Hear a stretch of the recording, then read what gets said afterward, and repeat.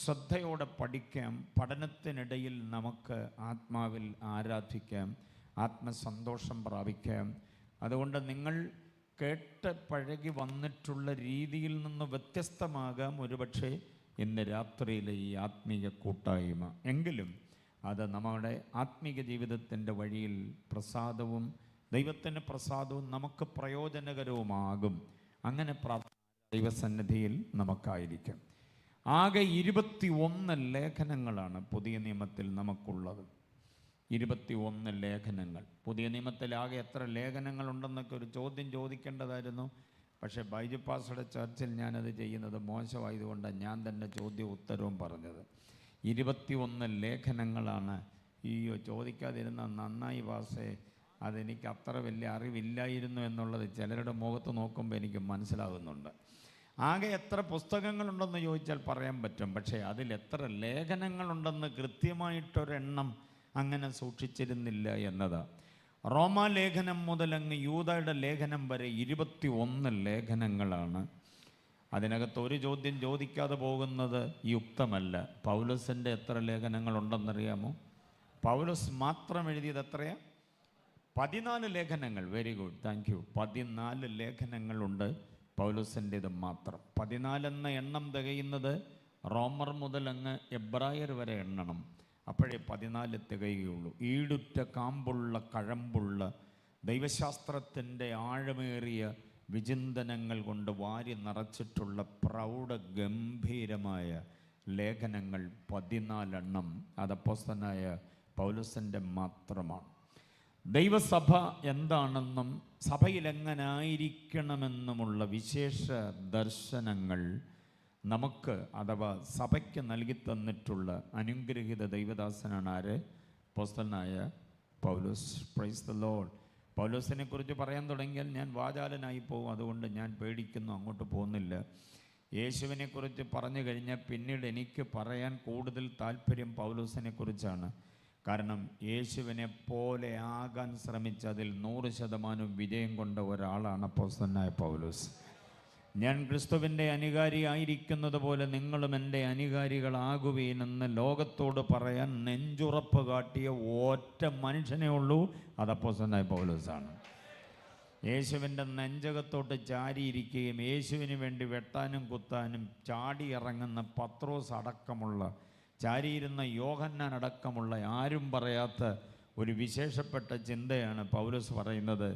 ഞാൻ ക്രിസ്തുവിൻ്റെ അനുകാരി ആയതുപോലെ നിങ്ങളും എൻ്റെ അനുകാരികളാണ്. എന്നെ അനുകരിക്കേ, എൻ്റെ വഴികളെ നോക്കി പഠിക്കേ, ക്രിസ്തുവിൽ ഞാൻ ഉപദേശിച്ച ഉപദേശത്തെ കേട്ട് പഠിക്കേ. ഞാൻ നിങ്ങളെ പഠിപ്പിച്ചതും നിങ്ങളെ ഗ്രഹിപ്പിച്ചതും നിങ്ങളെ കേൾപ്പിച്ചതും, അത് കഴിഞ്ഞൊരു പദം പറയുന്നുണ്ട്, നിങ്ങൾ എന്നിൽ നിന്ന് കണ്ടതും അനുകരിക്കണം. Price the Lord. ഞാൻ പഠിപ്പിച്ചത് മാത്രമല്ല, ഞാൻ കേൾപ്പിച്ചത് മാത്രമല്ല, ഞാൻ ഗ്രഹിപ്പിച്ചത് മാത്രമല്ല, നിങ്ങൾ എന്നിൽ കണ്ടത് അനുകരിക്കണം. അങ്ങനെയൊക്കെ പറയാനുള്ള തൻ്റെ ഇടം പൗലോസിന് മാത്രമേ ഉള്ളൂ എന്നതാണ്. Price the Lord. ഒറ്റ ചിന്ത ഞാൻ പറയാം. പൗലോസിനെയും ക്രിസ്തുവിനെയും കൂടെ താരതമ്യം ചെയ്യുന്നത് യുക്തമാണോ എന്നൊരു പക്ഷേ നിങ്ങളിൽ ചിന്തിക്കാൻ കഴിവുള്ളവർ ചോദിക്കുമായിരിക്കാം. പക്ഷെ ഒരൊറ്റ വിചാരം ഞാൻ പറയാം. റോമ ഗവൺമെൻറ്റിൻ്റെ കോടതി, റോമൻ പ്രൊക്കുറേറ്ററായിരുന്ന പീലാത്തോസിൻ്റെ പ്രട്ടോറിയത്തിൽ വെച്ച് യേശുവിനെ വിസ്തരിച്ചിട്ട് പീലാത്തോസ് അവസാനമായി പറഞ്ഞ ഒരു ഡയലോഗ് ഇതാണ്: ഞാൻ ഇവനിലൊരു കുറ്റവും കാണുന്നില്ല, നിങ്ങൾ ഇവനെ കൊണ്ടുപോയി ക്രൂശിക്കുകയും. ഞാൻ ഇവനിലൊരു കുറ്റവും കാണുന്നില്ല. മനസ്സിലാവുന്നുണ്ടോ? അതേ കോടതി പിന്നെ നാളുകൾ കഴിയുമ്പോൾ വേറൊരു കുറ്റവാളി എന്ന് മുദ്ര കുത്തിയവനെ കൊണ്ടു നിർത്തി വിസ്തരിച്ചിട്ട് അതേ കോടതിയുടെ പ്രട്ടോറിയത്തിൽ നിന്ന് അന്നത്തെ അധികാരി അഗ്രിപ്പാവ് വിളിച്ചു പറയുക, ഞാൻ ഇവനിൽ മരണകരമായി ഒരു കുറ്റവും കാണുന്നില്ല. യേശുവിനെ അറിഞ്ഞ് യേശുവിനെ അനുഗമിച്ച് യേശുവിനെ പോലെ ആയിത്തീർന്ന ഒരുവനെ ലോകം വിസ്തരിച്ചപ്പോൾ അവനിൽ കുറ്റം കണ്ടില്ല. യേശുവിനെ വിസ്തരിച്ചപ്പോൾ കുറ്റം കണ്ടില്ല. യേശുവിനെ പോലെ ആയവനെ വിസ്തരിച്ചപ്പോഴും കുറ്റം കണ്ടില്ല. ഇതാണ് പൗലോസും യേശുവും തമ്മിലുള്ള താരതമ്യം. ബോധ്യമായവർ കർത്താവിനെ സ്തുതിച്ചാട്ടെ. യേശുവിനെ അറിഞ്ഞാൽ മാത്രം പോരാ, യേശുവിനെ പോലെ ആയിത്തീരണം. ഹല്ലേലൂയ, ആമേൻ. അതാണ് പൗലോസും യേശുവും തമ്മിലുള്ള ഒരു വലിയ ആത്മബന്ധം എന്ന് നമ്മൾ അറിയാം. നമ്മൾ യേശുവിനെ അറിഞ്ഞവരാ, പക്ഷേ യേശുവിനെ പോലെ ആയിത്തീർന്നോ എന്നതിനെക്കുറിച്ചൊരു അന്വേഷണം വേണം.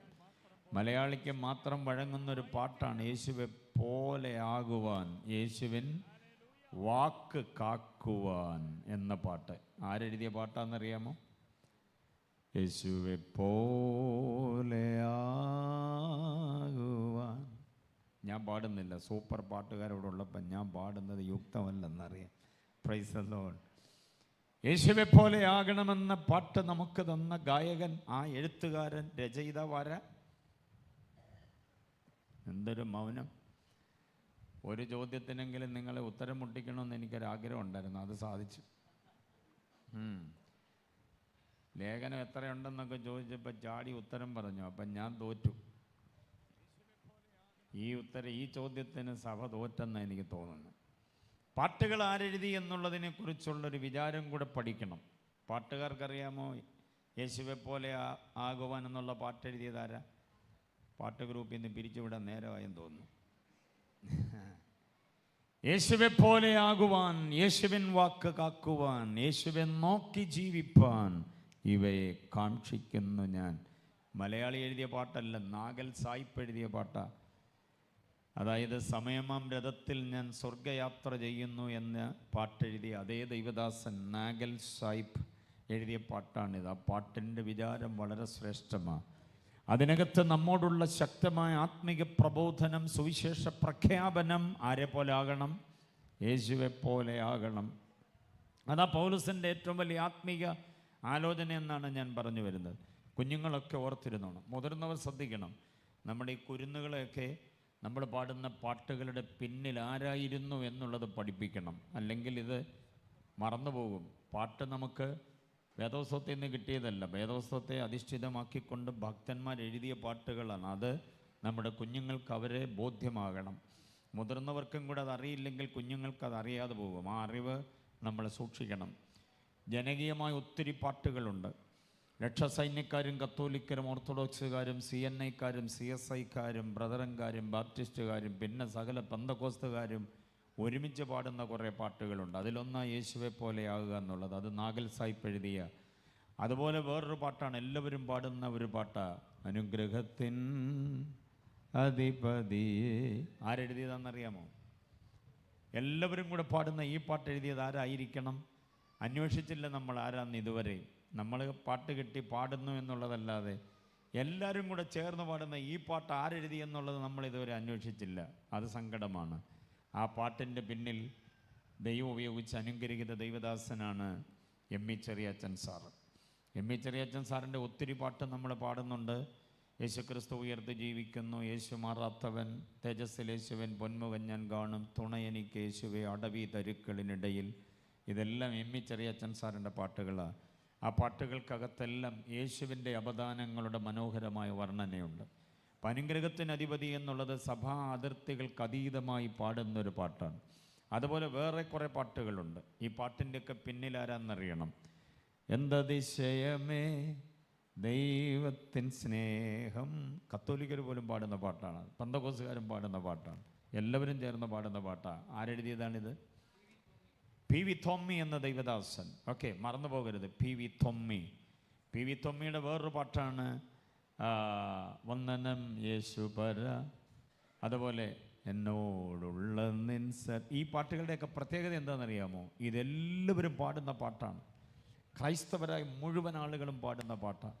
36 വയസ്സ് വരെ ജീവിച്ചുള്ളൂ P.V. തോമ്മി ലോകത്തിൽ. 36 വയസ്സ് വരെ. അതിനിടയ്ക്ക് അദ്ദേഹം എഴുതിയ പാട്ടാണ് എന്നോടുള്ള നിൻ സർവ്വ വന്ദനം യേശുവര, എന്തതിശയമേ ദൈവത്തിൻ സ്നേഹം.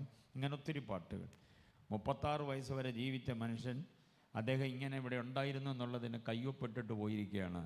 നമ്മൾ 56 കൊല്ലം വരെ ജീവിച്ചാൽ എന്നാ തെളിവുണ്ട് ഇവിടെ ഇങ്ങനെ ഒരാൾ ഉണ്ടായിരുന്നു എന്നുള്ളതിന്? എന്തോ തെളിവ്? ഒരു തെളിവും കാണത്തില്ല. 36 വയസ്സ് വരെ ജീവിച്ചിട്ട് പോയപ്പോൾ ഒരിക്കലും മായ്ക്കാത്തൊരു തെളിവ് അവശേഷിപ്പിച്ചിട്ട് പോയൊരു ഭക്തൻ എം.ഇ. ചെറിയാച്ചൻ സാറും അതേപോലെയുള്ളവരൊക്കെ. മറന്നു പോകരുത്, മടങ്ങി വരാൻ നമുക്ക്. യേശുവെ പോലെ ആകണമെന്ന വിചാരം പറഞ്ഞപ്പോഴങ്ങോട്ട് പോയത്. പാട്ടുകളുടെ പിറവിയെ പഠിക്കാൻ, ഇതിൻ്റെ പിന്നിൽ ആരാരുന്നെന്ന് പഠിക്കാനൊരു നിയോഗം നിങ്ങൾക്ക് ഈ യോഗത്തിലൂടെ ലഭിക്കപ്പെടണം. അതിനുവേണ്ടി അത് പറഞ്ഞ കുഞ്ഞുങ്ങളൊക്കെ ആ കാര്യത്തിൽ ശ്രദ്ധിക്കണം. സിയോൻ ഗീതാവലി എന്ന് പറയുന്നൊരു പാഠപുസ്തകമുണ്ട്, കണ്ടിട്ടുണ്ടോ? വലിയൊരു പാഠപുസ്തകം, 12,500 പാട്ടുള്ള പുസ്തകം. അതിനകത്തുണ്ട് ഓരോ പാട്ടും എഴുതിയത് ആരാണ് എന്നുള്ളത്. അത് പഠിക്കണം, അതിനെക്കുറിച്ച് ഓർക്കുകയും അതൊരു പഠനമായി ഉള്ളിൽ സൂക്ഷിക്കുകയും ചെയ്യേണ്ടത് ആവശ്യമാണ്. കാരണം വരുന്ന തലമുറയ്ക്ക് ഇവരെ അറിയാതെ പോയാൽ അതൊരു വലിയ അബദ്ധമായി മാറും. അത് വരരുത്. ഓക്കെ, മടങ്ങി വരാം നമുക്ക്. യേശു എന്ന ആളത്വ മഹിമയുടെ ആന്തരികമായ ബന്ധം സൂക്ഷിക്കാൻ നമുക്ക് കഴിയേണ്ടതിന് പൗലോസിൻ്റെ ലേഖനങ്ങൾ വിശേഷ വിധിയാണ് എന്നറിയണം. പൗലോസിൻ്റെ 14 ലേഖനങ്ങളിൽ വെച്ച് കാരാഗ്രഹ ലേഖനങ്ങൾ, പ്രിസൺ എപ്പിസ്റ്റൽസ് എന്നറിയപ്പെടുന്ന 4 ലേഖനങ്ങളുണ്ട്. ഒന്ന് എഫെസ്യ ലേഖനം, 2 ഫിലിപ്പിയ ലേഖനം, 3 കൊലോസ്യ ലേഖനം, 4 ഫിലേമോൻ്റെ ലേഖനം. മറക്കരുത് ഈ 4 ലേഖനങ്ങൾ. എഫെസ്യർ, ഫിലിപ്പിയർ, കൊലോസ്യർ, ഫിലേമോൻ, ഈ 4 ലേഖനങ്ങളെ കാരാഗ്രഹ ലേഖനങ്ങൾ എന്ന് വിളിക്കുക.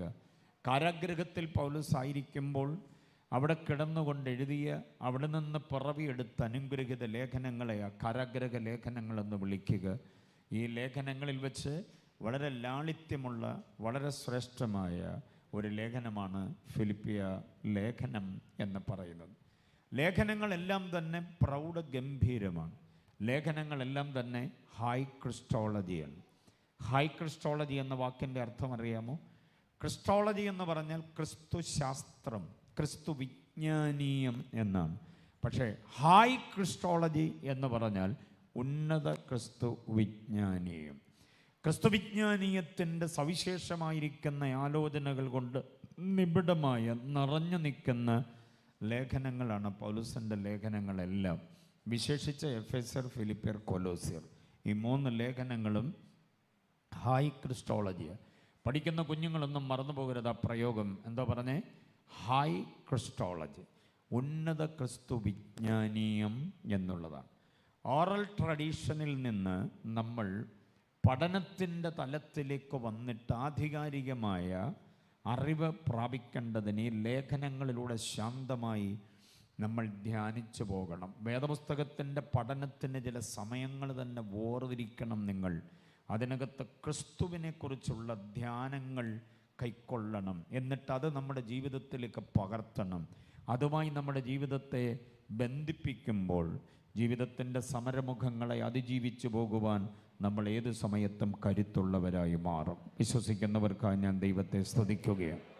അതേ, ശ്രദ്ധിച്ച്, ആത്മീയ ജീവിതത്തിൽ എന്ത് തള്ളണം, എന്ത് കൊള്ളണം എന്ന് പറഞ്ഞാൽ എന്ത് വേണ്ട, എന്ത് വേണം, എന്താകണം, എന്തായിക്കൂടാ എന്നീ വകഭേദങ്ങൾ, വീണ്ടു വിചാരങ്ങൾ നമുക്ക് തരുന്നത് ലേഖനങ്ങളിലൂടെയാണ് എന്ന് നാം അറിയണം. അപ്പം ലേഖനങ്ങളെ ആഴത്തിൽ പഠിക്കുന്ന ഒരാൾക്ക് മാത്രമേ ജീവിതത്തിൻ്റെ വകതിരിവിൻ്റെ ട്രാക്ക് തിരിച്ചറിഞ്ഞ് പോകാനായി കഴിയുകയുള്ളൂ. നമ്മൾ അറിയേണ്ട ഒരു കാര്യം, നാം ഈ ലോകത്തിൽ ജീവിക്കുമ്പം ലോകക്കാരല്ലാതെ ജീവിക്കണം. നമ്മൾ ജഡത്തിൽ ജീവിക്കുമ്പം ജഡപ്രകാരമല്ലാതെ ജീവിക്കണം. 2 ചിന്തകൾ മനസ്സിലായോ? ലോകത്തിൽ ജീവിക്കുമ്പോൾ ലോകപ്രകാരമല്ല ജീവിക്കേണ്ടത്, ജഡത്തിലാണ് ജീവിക്കേണ്ടത്. പക്ഷെ ജഡമുതിർത്തുവിടുന്ന പാപരാഗങ്ങളുടെ, വിചാരവികാരങ്ങളുടെ, വിക്ഷോഭങ്ങളുടെ, നിയോഗ നിർബന്ധങ്ങളുടെ, ആസക്തികളുടെ ഒന്നും പിറകെ പോകാതെ അതിനെയെല്ലാം പിടിച്ച് അടക്കി ജീവിക്കാൻ കഴിയണമെങ്കിൽ ലേഖനം നമുക്ക് ദർശനമായി പറ്റും. ഹല്ലേലൂയ! അത് വളരെ പരമപ്രധാനമായൊരു കാര്യമാണ്. നമ്മളെ കർത്താവ് ഇപ്പോൾ ഭൂമിയിൽ സൂക്ഷിച്ചിരിക്കുന്നത് എന്തിനാണെന്നറിയാമോ? തൻ്റെ പുത്രന് വേണ്ടിയാണ് സൂക്ഷിച്ചിരിക്കുന്നത്. നമ്മെ സൂക്ഷിച്ചിരിക്കുന്നത് എങ്ങനെയാണെന്നറിയാമോ? അവൻ തൻ്റെ കൈകളിൽ നമ്മെ വഹിച്ചിരിക്കുകയാണ്.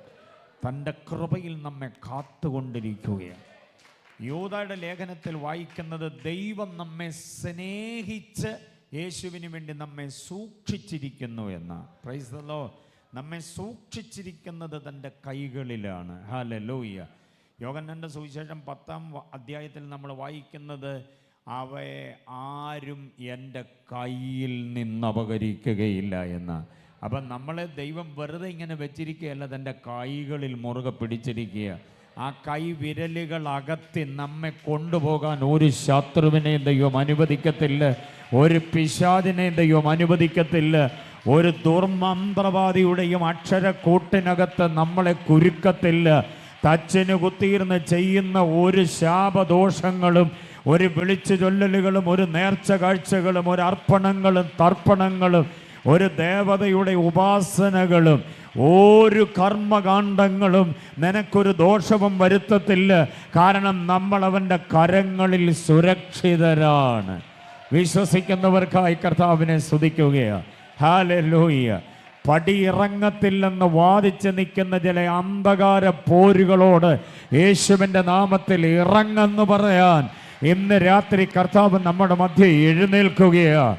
നമ്മുടെ ഭവനത്തിനകത്ത്, ജീവിതത്തിനകത്ത്, ശരീരത്തിൽ ഒരു വിടുതൽ സംഭവിക്കാൻ കർത്താവ് നമുക്ക് വേണ്ടി എഴുന്നേൽക്കുന്ന രാത്രിയാണിത്. വിശ്വാസത്തോടെ, ഭയമില്ലാതെ കർത്താവിൻ്റെ സന്നിധിയിലേക്ക് നമ്മെ ഒന്ന് ഏൽപ്പിച്ചു കൊടുക്കുക. ഓ ഹല്ലേലൂയ, ആമേൻ. അപ്പം നമ്മെ കർത്താവിന് വേണ്ടി സൂക്ഷിച്ചിരിക്കുകയാണ്. അതിനാ കരങ്ങളിൽ മുറുകെ പിടിച്ചിരിക്കുക, തൻ്റെ പുത്രന് വേണ്ടി. അങ്ങനെ വരുമ്പോൾ നമ്മൾ ലോകക്കാരാകാൻ പാടില്ല, ലോകത്തിൽ നിന്ന് വ്യത്യസ്തമായേ പറ്റും. അപ്പം അതിന് നമുക്ക് മാർഗദീപമാകുന്ന 21 ഗ്രന്ഥങ്ങളാണ് ലേഖനങ്ങൾ. അതൊക്കെ നന്നായി പഠിച്ചോണം. Price the Lord. ഇന്ന് നമ്മൾ ഫിലിപ്പിയ ലേഖനത്തിലേക്ക് പ്രവേശിക്കുകയാണ്. സന്തോഷമാണോ ഫിലിപ്പിയ ലേഖനം പഠിക്കാൻ? ഏറ്റവും ഹൃദ്യമായ ഒരു ലേഖനമാണ്. കൊലോസ് ലേഖനം കടുകട്ടിയ, എഫെസ് ലേഖനം കടുകട്ടിയ, എബ്രായ ലേഖനം, റോമാലേഖനം ഒക്കെ ഭയങ്കരമായതിൻ്റെ ആഴം. പക്ഷേ ഫിലിപ്പിയ ലേഖനം വളരെ ഹൃദ്യമാണ്. ഭാഷാശൈലി, പ്രതിപാദന രീതി, അപഗ്രഥന രീതി, വിഷയ അവതരണമെല്ലാം വളരെ ലാളിത്യമുള്ള ലേഖനമാണ് ഫിലിപ്പിയ ലേഖനമെന്ന് പറയുന്നത്. കുഞ്ഞുങ്ങളൊക്കെ എഴുതിയെടുക്കണമെന്ന് ഞാൻ പറഞ്ഞു. എഴുതുന്നൊന്നുമില്ല, എങ്കിലും ഓർത്തിരിക്കണം. ദ കനോസിസ് ഓഫ് ക്രൈസ്റ്റ് കേട്ടിട്ടുണ്ടോ? അങ്ങനെ ദ കനോസിസ് ഓഫ് ക്രൈസ്റ്റ് എന്ന് പറയുന്നത്. ഓക്കെ, കനോസിസ് മറന്നു പോകരുത്. പ്രയോഗം എന്തെന്നാ ഒന്ന് പറഞ്ഞേ? കനോസിസ്. കനോസിസ് ആണ്, KENO, kenosis, SIS, kenosis of Christ എന്നതാണ്. നല്ലൊരു ആലയമാണ്.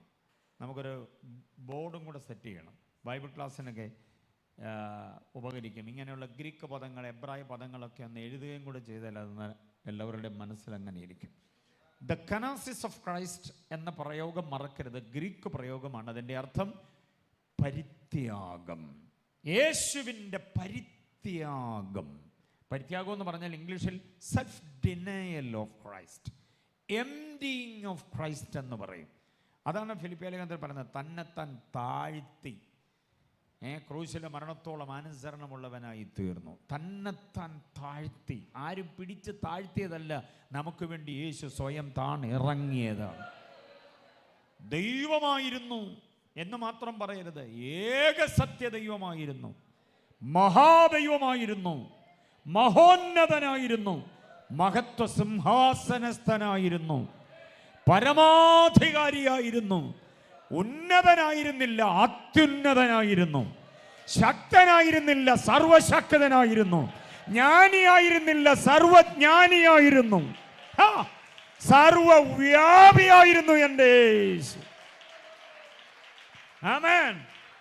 എവിടെങ്കിലും ഒതുങ്ങുന്നവനായിരുന്നില്ല, എങ്ങും ഒതുങ്ങാത്ത തലത്തിൽ സർവവ്യാപിയായിരുന്നു എൻ്റെ കർത്താവ്. Hallelujah, praise the Lord. ആർക്കെങ്കിലുമൊക്കെ ആവാഹനം കൊണ്ട് എവിടെങ്കിലും കുടിയിരുത്താൻ പറ്റുന്നൊരു കുട്ടിഭൂതമായിരുന്നില്ല എൻ്റെ യേശു. ആവാഹനങ്ങൾക്ക് അതീതമായി. മനസ്സിലായോ? വിളിച്ചു വരുത്തി ഒരിടത്ത് ഒതുക്കാൻ പറ്റുന്നൊരു ശക്തിയായിരുന്നില്ല. ഇവിടെ ഒതുങ്ങണമെന്ന് പറഞ്ഞു ഒതുക്കാൻ പറ്റുന്നൊരു ശക്തിയായിരുന്നില്ല. ഉന്നതനല്ല, അത്യുന്നതമായി വിരാജിച്ചിരുന്നവനായ എൻ്റെ യേശു. അങ്ങനെയുള്ള യേശു താഴേക്ക് ഇറങ്ങി വന്നെന്ന്. ഹല്ലേലൂയ. യേശുവിൻ്റെ സെൽഫ് ഡിനയൽ, യേശുവിൻ്റെ എംപ്റ്റിയിങ് എന്നുള്ളത് വളരെ ആഴത്തിൽ പഠിക്കേണ്ടത്. താൻ ഇറങ്ങി ഇങ്ങോട്ട് വന്നു നമുക്ക് വേണ്ടി. 9 മാസം 9 ദിവസം 9 നാഴിക 9 വിനാഴിക.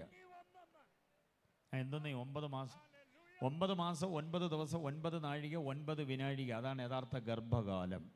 അത്രയും കാലം ഒരു പെൺകുട്ടിയുടെ ഗർഭപാത്രത്തിലേക്ക് ചുരുങ്ങി ഒതുങ്ങി ഇറങ്ങി വന്നു യേശു. ആർക്ക് വേണ്ടി? നമുക്ക് ഓരോരുത്തർക്കും വേണ്ടി. ഓ, സ്വർഗാദി സ്വർഗങ്ങളിൽ അടങ്ങാത്തവൻ, ഭൂമിയിലെങ്ങും ഒതുങ്ങാത്തവൻ, ഒരു പെൺകുട്ടിയുടെ ഗർഭപാത്രത്തിലേക്ക് ഒതുങ്ങി ഇറങ്ങി. അതിനെയാണ് കെനോസിസ് എന്ന് പറയുന്നത്. അതാണ് ക്രിസ്തുവിന്റെ പരിത്യാഗം. മനസ്സിലായവർ കർത്താവിനെ സ്തുതിക്കേ. നമുക്ക് വേണ്ടി അങ്ങനെ വന്നേ. എനിക്ക് വേണ്ടി എന്ന് ചിന്തിക്കേ. ഓരോരുത്തരും ചിന്തിക്കേ, എനിക്ക് വേണ്ടി, എനിക്ക് വേണ്ടി, എനിക്ക് വേണ്ടി.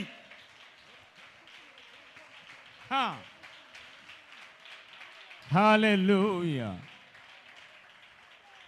അപ്പൊ മഹാദൈവമായിരുന്നവൻ ആ ദൈവപ്രതാപത്തിൽ നിന്ന് എന്ന് പറഞ്ഞാൽ ഉത്തുംഗപ്രതാപത്തിൽ നിന്ന്, അങ്ങനെയൊക്കെ മലയാള പദം പറഞ്ഞാൽ മനസ്സിലാവൂ.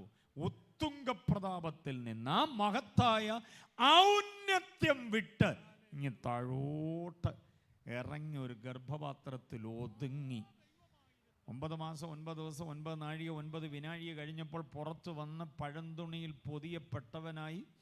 അതോ ജനിക്കാൻ സൗകര്യമായ സ്വസ്ഥമായ ശാന്തമായ ഒരിടം ഉണ്ടായിട്ടില്ല, വഴിയോരത്തെവിടെയോ ആയിരുന്നു ജന്മം.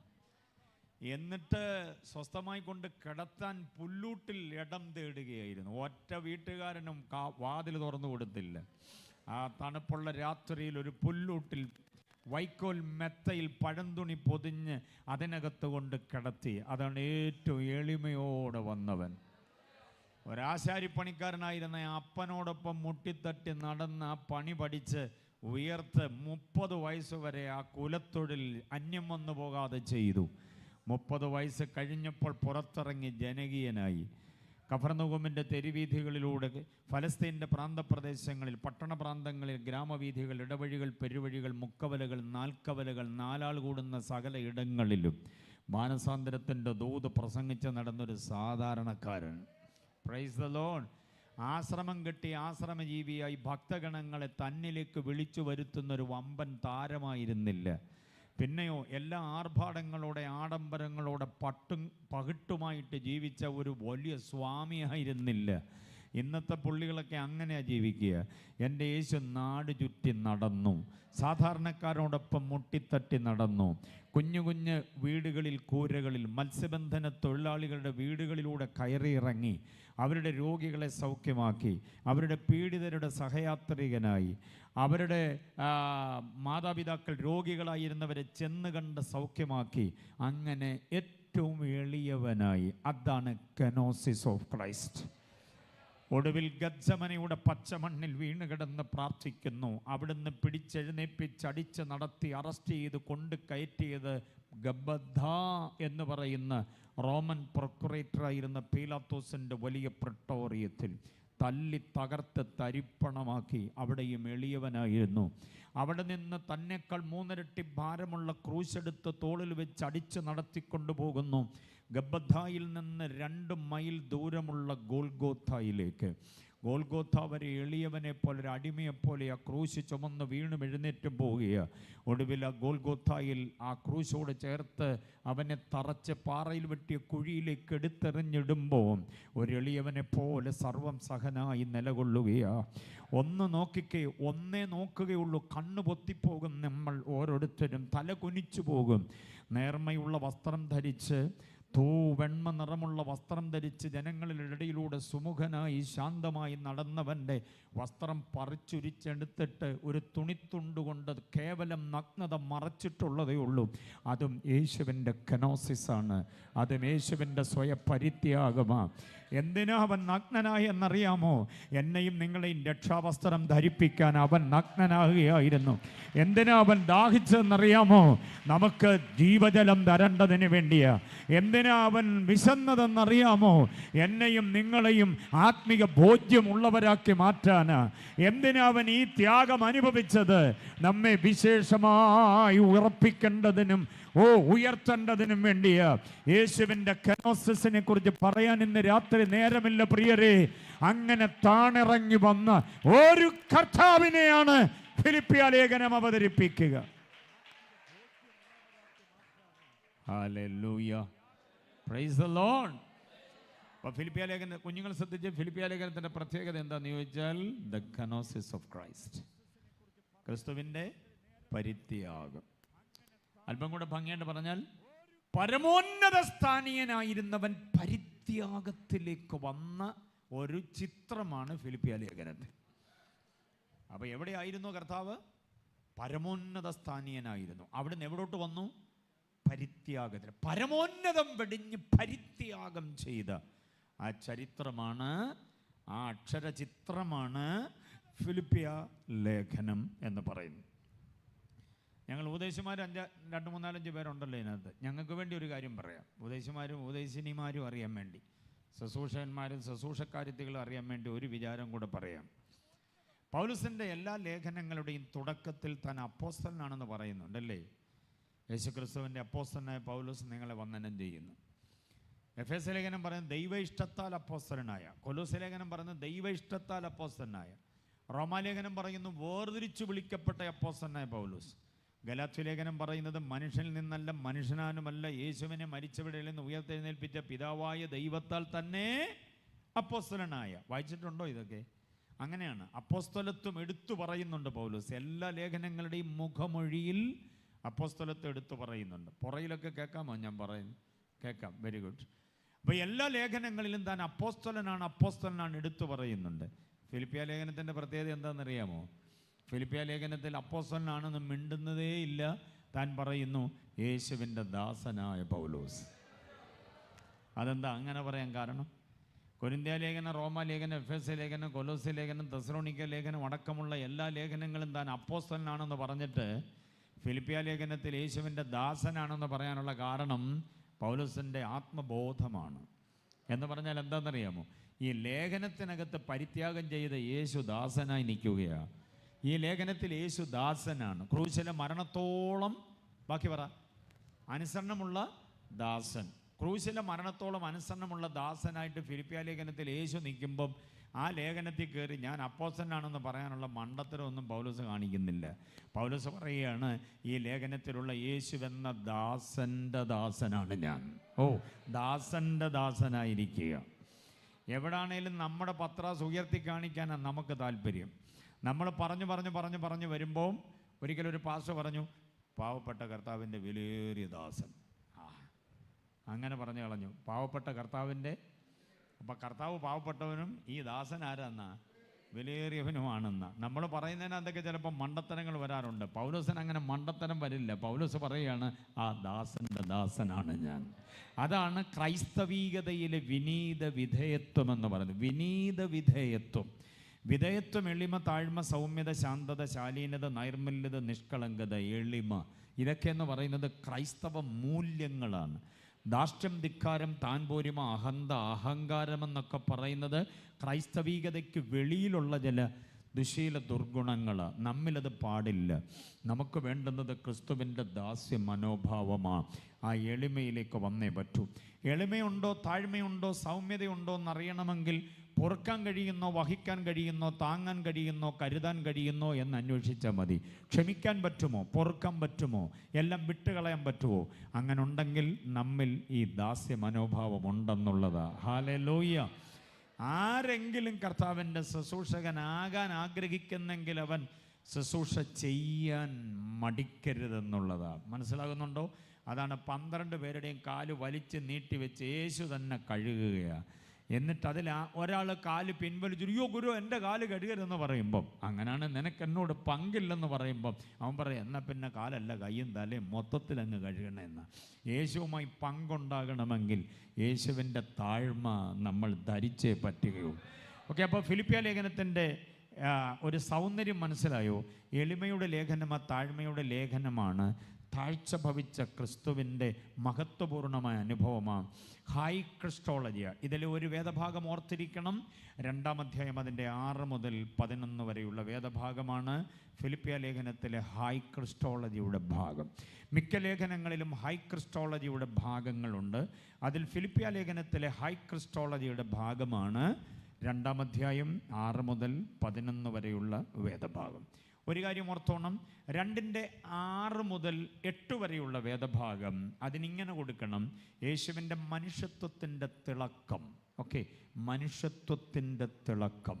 അടുത്തത് 9 മുതൽ 11 വരെ യേശുവിൻ്റെ ദൈവത്വത്തിൻ്റെ മഹത്വം. 2 കാര്യങ്ങൾ കിട്ടിയോ?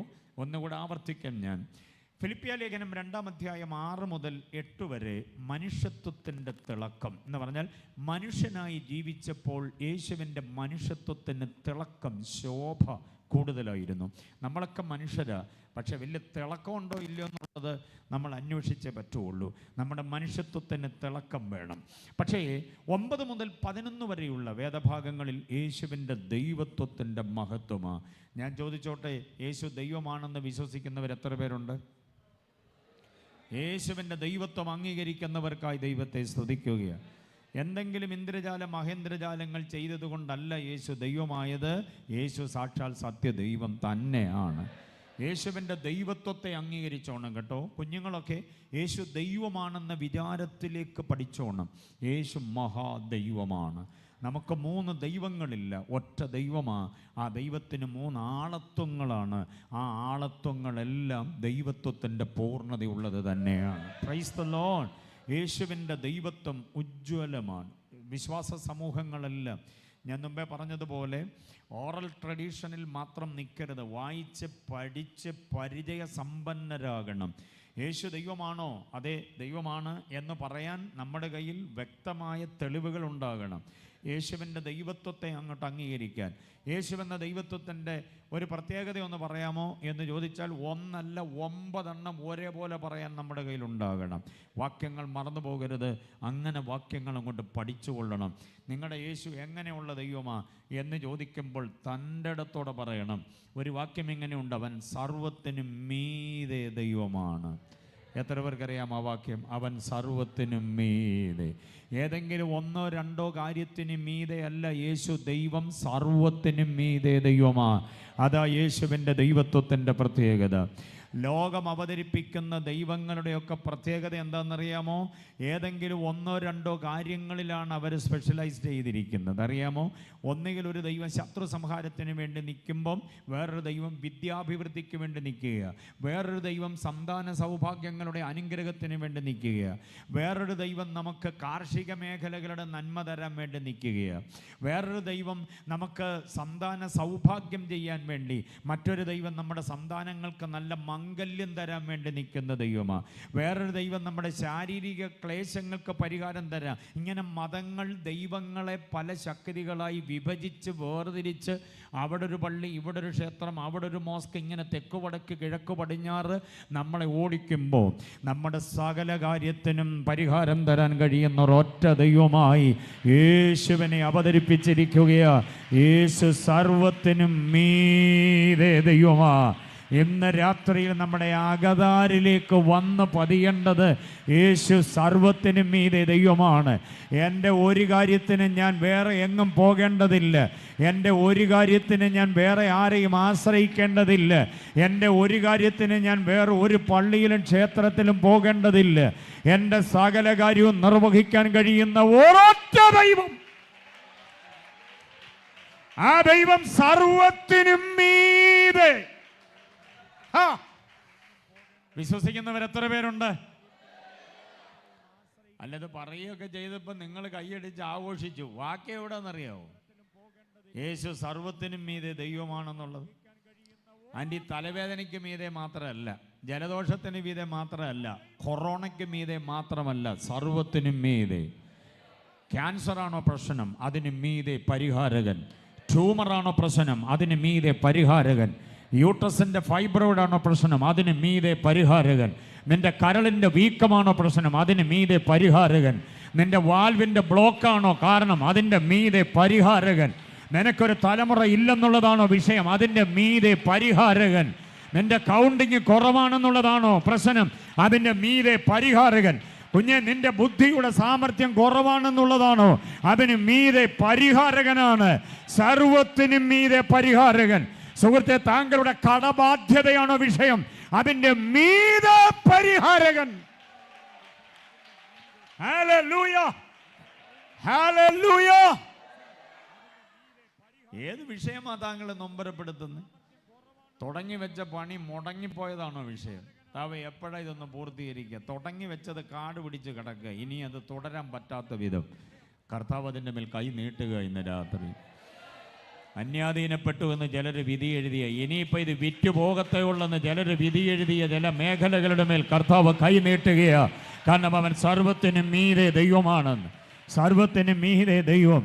തുടങ്ങി വെച്ച ചില പദ്ധതികളുടെ മീതെ ദൈവപ്രവൃത്തി വെളിപ്പെടാൻ പോവുകയാണ്. നിന്നെ കൊണ്ട് സാധ്യമല്ലെന്ന് ചിലർ പറഞ്ഞു തുടങ്ങിയിട്ടുണ്ട്. ഇനി നിനക്കത് വാങ്ങിക്കാൻ പറ്റില്ല, നിനക്കത് നേടാൻ പറ്റില്ല, നീ പോകത്തില്ല, നീ പ്ലെയിനെ കയറത്തില്ല, നീ ആ രാജ്യത്ത് ഇറങ്ങത്തില്ല, നീ ആ കോഴ്സ് വിജയിപ്പിക്കത്തില്ല, നിന്റെ കുഞ്ഞിൻ്റെ കല്യാണത്തിനൊരു കല്യാണ പന്തൽ നിന്റെ മുറ്റത്തുണ്ടാകത്തില്ല എന്നൊക്കെ പറഞ്ഞു തുടങ്ങിയ ആളുകൾ. പക്ഷെ ഇന്ന് രാത്രി കർത്താവ് കൈ നീട്ടുകയാ. അവന്റെ ദൈവത്വം നിന്റെ പ്രവൃത്തിക്ക് വേണ്ടി വെളിപ്പെടുകയാ. അവൻ സർവത്തിനും മീതെ. ഓ, വിശ്വസിക്കുന്നവർ ഏറ്റെടുത്ത് കർത്താവിനെ മഹത്വപ്പെടുത്ത്. വിശ്വസിക്കുന്നവരാൽ ഈ അടയാളങ്ങൾ നടക്കും. വിശ്വസിക്കുന്നവർക്ക് വേണ്ടി ദൈവ മഹത്വം വെളിപ്പെടും. യേശുവിന്റെ നാമത്തിൽ, യേശുവിന്റെ നാമത്തിൽ ഇന്ന് രാത്രി ഫിലിപ്പിയ ലേഖനം പറയുന്നു, യേശു സർവ മുഴങ്കാലും മടങ്ങത്തക്ക നിലയിൽ, സർവനാവും ഏറ്റുപാടത്തക്ക നിലയിൽ ഉന്നതനായ ഉന്നതനായ അത്യുന്നതനായ ദൈവമായി ഉയർത്തപ്പെട്ടവൻ. Thank you Jesus. യേശു സർവത്തിനും മീതെ ദൈവമാണെന്നുള്ള വാക്യം ഫിലിപ്പിയ ലേഖനത്തിലല്ല, പക്ഷെ സർവത്തിനും മീതെ അവനെ ഉയർത്തി എന്നുള്ളത് 2-ാം അധ്യായം 9 മുതൽ 11 വരെയുള്ള വാക്യങ്ങളിലാണ് ഫിലിപ്പിയ ലേഖനം. സർവത്തിനും മീതെ ദൈവമാണെന്നുള്ള വാക്യം ഒരിക്കലും നെഞ്ചിൽ നിന്നും മാഞ്ഞു പോകരുത്. നെഞ്ചിൽ കുറിച്ചിട്ടോണം, നെഞ്ചകത്തിൽ സൂക്ഷിച്ചോണം, മനസാക്ഷിയിൽ തളച്ചിട്ടോണം.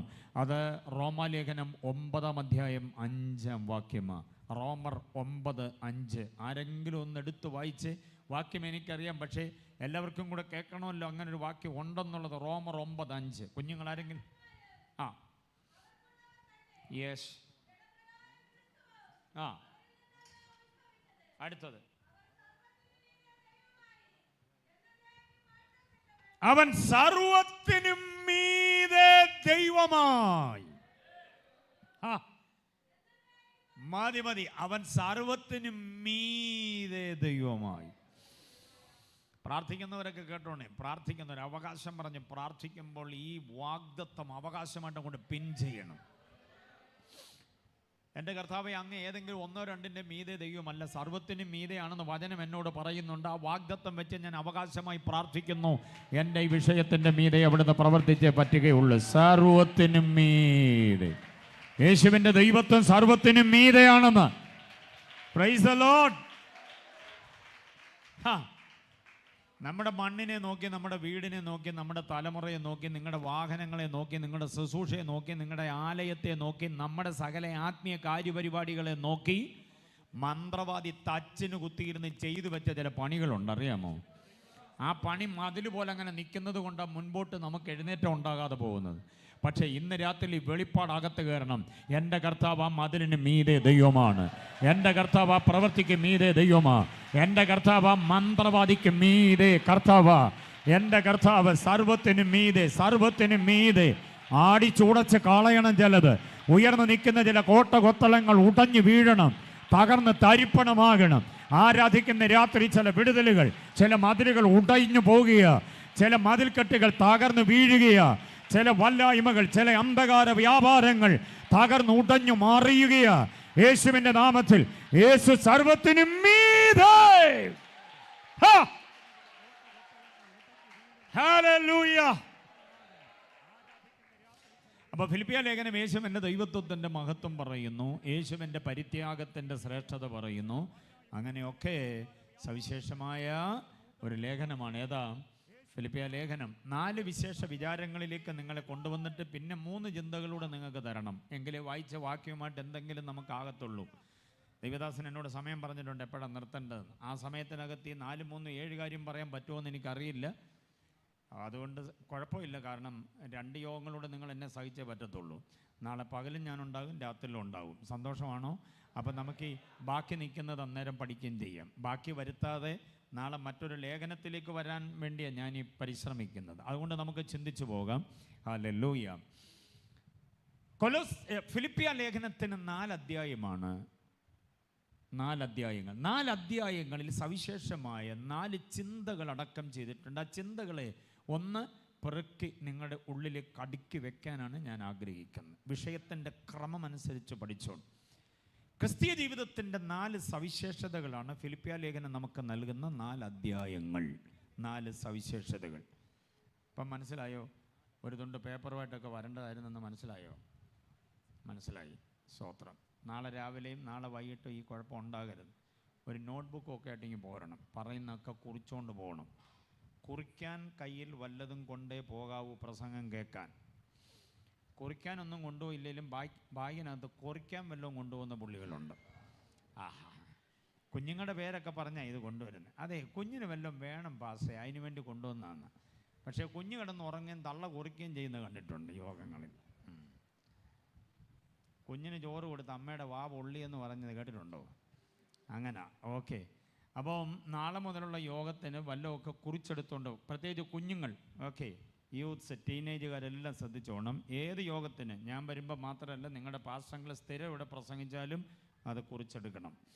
ഞാൻ ശുശ്രൂഷിക്കുന്ന എൻ്റെ ചേർച്ചിൽ ഞാൻ പറഞ്ഞിട്ടുണ്ട്, 1 മാസം കഴിയുമ്പോൾ അവരുടെ പ്രസംഗക്കുറിപ്പ് ഞാൻ നോക്കും. പ്രസംഗക്കുറിപ്പുകളെ കുറിച്ച് വെച്ചിരിക്കുന്ന നോക്കി ഞാൻ തന്നെ അതിന് മാർക്കിടാറുണ്ട്. ഏറ്റവും നന്നായി കുറിച്ചവർക്ക് ഞങ്ങൾ പ്രത്യേക ഗിഫ്റ്റൊക്കെ കൊടുക്കാറുണ്ട്. അതുകൊണ്ട് ഇപ്പം മത്സരിച്ച് അങ്ങ് കുറിക്കുക. ഞാൻ പറയാത്തതും കൂടെ കുറിച്ച് വെച്ചേക്കുക അതിനകത്ത്. ആഹാ, ഓക്കെ. എന്നാലും കുറിക്കുന്നുണ്ടല്ലോ, അത് വലിയ സന്തോഷമാണ്.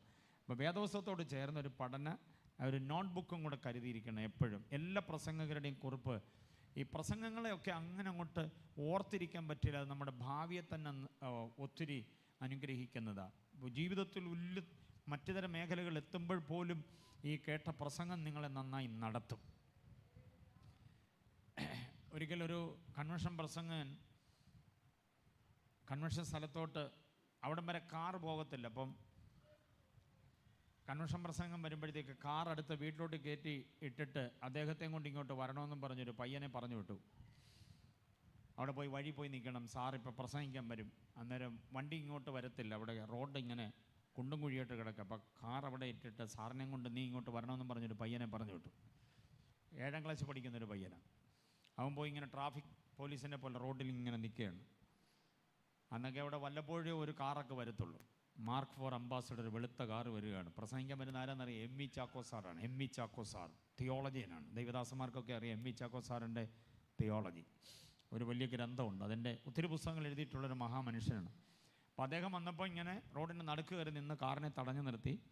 അപ്പോൾ അവരിങ്ങനെ അത്ഭുതത്തോടെ നോക്കി. കൊച്ചു പയ്യൻ, ഒരു മെല്ലിച്ച പയ്യൻ നിന്ന് കാർ തടയുന്ന എന്താ കാര്യമെന്നറിയാൻ ഇങ്ങനെ തലവെളിയിലോട്ട് പറഞ്ഞു, അങ്ങളെ വണ്ടി അങ്ങോട്ട് പോകത്തില്ല, അതുകൊണ്ട് സാറിനെയും കൊണ്ട് അങ്ങോട്ട് ചെല്ലാൻ എന്നെ വിട്ടതാണ്, വണ്ടി ദേ ആ മുറ്റത്തോട്ട് കയറ്റിയിടണമെന്ന് പറഞ്ഞു. ആ അത് ശരി, എന്നാൽ പിന്നെ ആയിക്കോട്ടെ, ഞാൻ ഈ കുഞ്ഞിനെയും കൊണ്ട് അങ്ങോട്ട് പോകാം, ബാവുവേ നീ കാർ അങ്ങോട്ട് കയറ്റിയിട്ടിട്ട് വന്നേരെ എന്ന് പറഞ്ഞിട്ട് എം.ഇ. ചാക്കോ സാർ ഇറങ്ങി ഈ പയ്യനെ ഇങ്ങനെ ചേർത്ത് പിടിച്ചിട്ട് പറഞ്ഞു, എടാ കുഞ്ഞെ, എനിക്കൊരു ഊന്നുവടി വേണം, നടക്കാൻ വയ്യ, ഭയങ്കര ക്ഷീണമാണ്. അപ്പോൾ ഈ പയ്യന് ഊന്നുവടി എന്ന് പറഞ്ഞപ്പോൾ മനസ്സിലായില്ല. അവനിങ്ങനെ വട്ടത്തിലൊരു വടി നോക്കി നടന്നപ്പോൾ പറഞ്ഞടാ മണ്ടച്ചാരെ, വടിയെന്ന് ഞാൻ പറഞ്ഞത് നിന്നെ എനിക്കൊന്ന് സഹായമായിട്ട് ഊന്നുവടി പോലെ പിടിച്ചോണ്ട് പോകണം, അതിന് നീ എന്നോട് ചേർന്ന് നിൽക്കാൻ പറഞ്ഞു. ഓ അങ്ങനാണോ, എന്നാൽ പിന്നെ ആയിക്കോട്ടെ എന്നും പറഞ്ഞ് അവനങ്ങനെ ചേർന്ന് നിന്നു. അങ്ങനെ അവനെ ഇങ്ങനെ പിടിച്ച് പതിയെ അങ്ങോട്ട് നടന്നു പോയ വഴിക്ക് ഈ ചാക്കോ സാർ ചോദിച്ചു, മോനെ ഇന്നലെയും മെനഞ്ഞാൻ നോക്കി എങ്ങനെ ഉണ്ടായിരുന്നു കൺവെൻഷൻ? അനുഗ്രഹമായിരുന്നു പാസങ്ങളെ. ഇന്നലെ ആരാ പ്രസംഗിച്ച്? ഇന്നലെ പ്രസംഗിച്ചത് കാനവച്ചനായിരുന്നു. എന്തുവായിരുന്നു വിഷയം? വചനമെന്ന മായമില്ലാത്ത പാല് കുടിക്കാൻ വാഞ്ചിക്കണം, രക്ഷയ്ക്കായി വളരണം, രക്ഷയുടെ 3 കാലങ്ങളെക്കുറിച്ചൊക്കെയാണ് പ്രസംഗിച്ചത്. ആഹാ, അതിൻ്റെ തലേദിവസം PC എബ്രഹാം പുതുപ്പള്ളിയിലെ ഒരു അച്ഛനായിരുന്നു. എന്തായിരുന്നു വിഷയം? അത് വിശ്വാസത്താൽ റാഹാബ് രക്ഷപ്പെട്ട കാര്യത്തെക്കുറിച്ചാണ് പറയുക. അത് എബ്രായ ലേഖനും യോശുവയുടെ പുസ്തകം കൂടെ കണക്ട് ചെയ്തുകൊണ്ടുള്ളൊരു നല്ല മെസ്സേജായിരുന്നു. അത് ശരി. അപ്പോൾ ആദ്യത്തെ ദിവസം ആരായിരുന്നു? ആദ്യത്തെ ദിവസം ആ കാലം എപ്പോഴെന്നറിയായികയാൽ നിങ്ങൾ ഉണർന്നു കൊള്ളുവീൻ, യേശുവിൻ്റെ പുനരാഗമനത്തെക്കുറിച്ചൊരു പ്രസംഗമായിരുന്നെന്ന് പറഞ്ഞു. എം.ഇ. ചാക്കോ സാറ് സ്തംഭിച്ചു പോയി. അദ്ദേഹം ഈ വശത്ത് ഊന്നുവടി പോലെ പിടിച്ചിരുന്ന പയ്യനെ നേരെ മുമ്പിലോട്ട് പിടിച്ച് അദ്ദേഹത്തിനോട് ചേർത്ത് നിർത്തി. 7 വയസ്സുകാരൻ പയ്യൻ, അദ്ദേഹത്തിൻ്റെ നെഞ്ചകം വരെ പോലും പൊക്കമില്ല, അങ്ങനെ ഒരു കൊച്ചു പയ്യനെ ചേർത്തങ്ങോട്ട് നിർത്തിയിട്ട് ആ പെരുവഴിയിൽ വെച്ച് തന്നെ വലത് കൈ എടുത്ത് അവൻ്റെ തലയിലോട്ട് വെച്ചിട്ട് ഒരൊറ്റ അനുഗ്രഹം. പ്രാർത്ഥിച്ചത് ഇങ്ങനെ, കർത്താവ് ഇവൻ ആരുടെ കുഞ്ഞാന്ന് എനിക്കറിയത്തില്ല, ഏത് വീട്ടിലെയാണെന്നും അറിയത്തില്ല. ഇന്നലെ 3 ദിവസം നടന്ന യോഗത്തിൻ്റെ വിഷയങ്ങൾ ഇത്ര കൃത്യമായി എന്നോട് പറഞ്ഞ് ഈ മോനെ ലോകമറിയുന്നൊരു സുവിശേഷകനായി മാറാൻ, ഒരു പ്രസംഗകനായി മാറാൻ ഞാൻ ഈ വഴിയിൽ വെച്ച് ഇവനെ അനുഗ്രഹിക്കുന്നു. ഒറ്റ അനുഗ്രഹം. പ്രാർത്ഥന കഴിഞ്ഞ് ഈ പയ്യനിങ്ങനെ മുകളിലോട്ട് ആകാശത്തോട്ട് നോക്കുന്ന പോലെ നോക്കണം. ഇദ്ദേഹം ഒരു വലിയ മനുഷ്യനാണ്. നോക്കിയപ്പം കണ്ണാടി എടുത്തിട്ട് നിറഞ്ഞ കണ്ണുനീർത്തുള്ളി അദ്ദേഹം ഇങ്ങനെ തുടച്ച് മാറ്റുക, പ്രാർത്ഥിച്ച്. ആ പ്രാർത്ഥന അങ്ങ് ഗുണമായി. ആ പയ്യൻ 7ാം ക്ലാസ്സുകാരൻ പയ്യൻ ആരാന്നറിയാമോ? ആ പയ്യനായി ഇന്ന് നിങ്ങളോട് പ്രസംഗിക്കുന്ന ഈ എബി എബ്രഹാം എന്ന ദൈവദാസ്. അന്ന് കിട്ടിയ ഒരു അനുഗ്രഹമാ പ്രസംഗകനാകാൻ. Praise the Lord. പെരുവഴിയിൽ വെച്ച് കിട്ടിയ ഒരു അനുഗ്രഹമാണ്. സ്തോത്രം. Praise the Lord. ഒരു പ്രസംഗകൻ, ലോകമറിയുന്ന ഒരു പ്രസംഗകൻ പെരുവഴിയിൽ വെച്ച് തലേ കൈവച്ച് അനുഗ്രഹിച്ച് പ്രാർത്ഥിച്ചു. ആ പ്രാർത്ഥന വിഫലമായില്ല. ഞാൻ കുഞ്ഞുങ്ങളോടാണ് ഇത് പറഞ്ഞത്. 7ാം ക്ലാസ്സിൽ പഠിച്ചുകൊണ്ടിരുന്നപ്പോഴേ കൺവെൻഷൻ ആര് പ്രസംഗിച്ചാലും കൃത്യമായിട്ട് ആ വിഷയം വാക്യമടക്കം പറയാൻ അന്നേ ഭയങ്കര കമ്പമായിരുന്നു. ഇന്നും അത് മാറിപ്പോയിട്ടില്ല. അതുകൊണ്ട് ഞാൻ പറയാം, വിഷയം മറന്നു പോകരുത്. വചനത്തെ നമ്മൾ മാനിച്ചാൽ വചനം നമ്മളെ അങ്ങ് മാനിക്കും. വചനം നിന്നെ അങ്ങ് പൊക്കിക്കോളും. അതുകൊണ്ട് ഇതെല്ലാം കുറിച്ചെടുക്കണം. എൻ്റെ കുറിപ്പുകൾ ഒത്തിരി ബുക്കുകളുണ്ട്, ഡയറികളും ബുക്കുകളും ഒക്കെ ആയിട്ട് ഒത്തിരി ഉണ്ട്. ഇപ്പം എൻ്റെ കുഞ്ഞുങ്ങൾക്കത് ഉപകാരമാകുന്നുണ്ട്. ഞാൻ പറയുന്നത് മറന്നു പോകരുത്. വചനത്തെ അങ്ങനെ ഹൃദയത്തിൽ കരുതിക്കൊള്ളണം. സ്തോത്രം.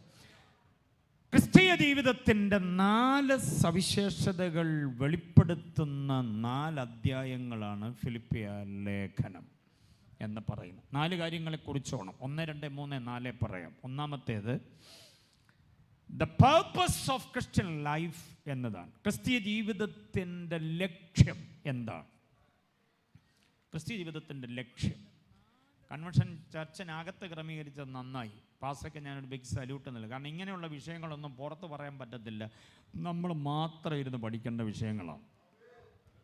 നമ്മൾ മാത്രം പഠിക്കേണ്ട കുറേ വിഷയങ്ങളുണ്ട്. നമ്മൾ പൊതുജനം കൂടെ പഠിക്കേണ്ട കുറേ വിഷയങ്ങളുണ്ട്.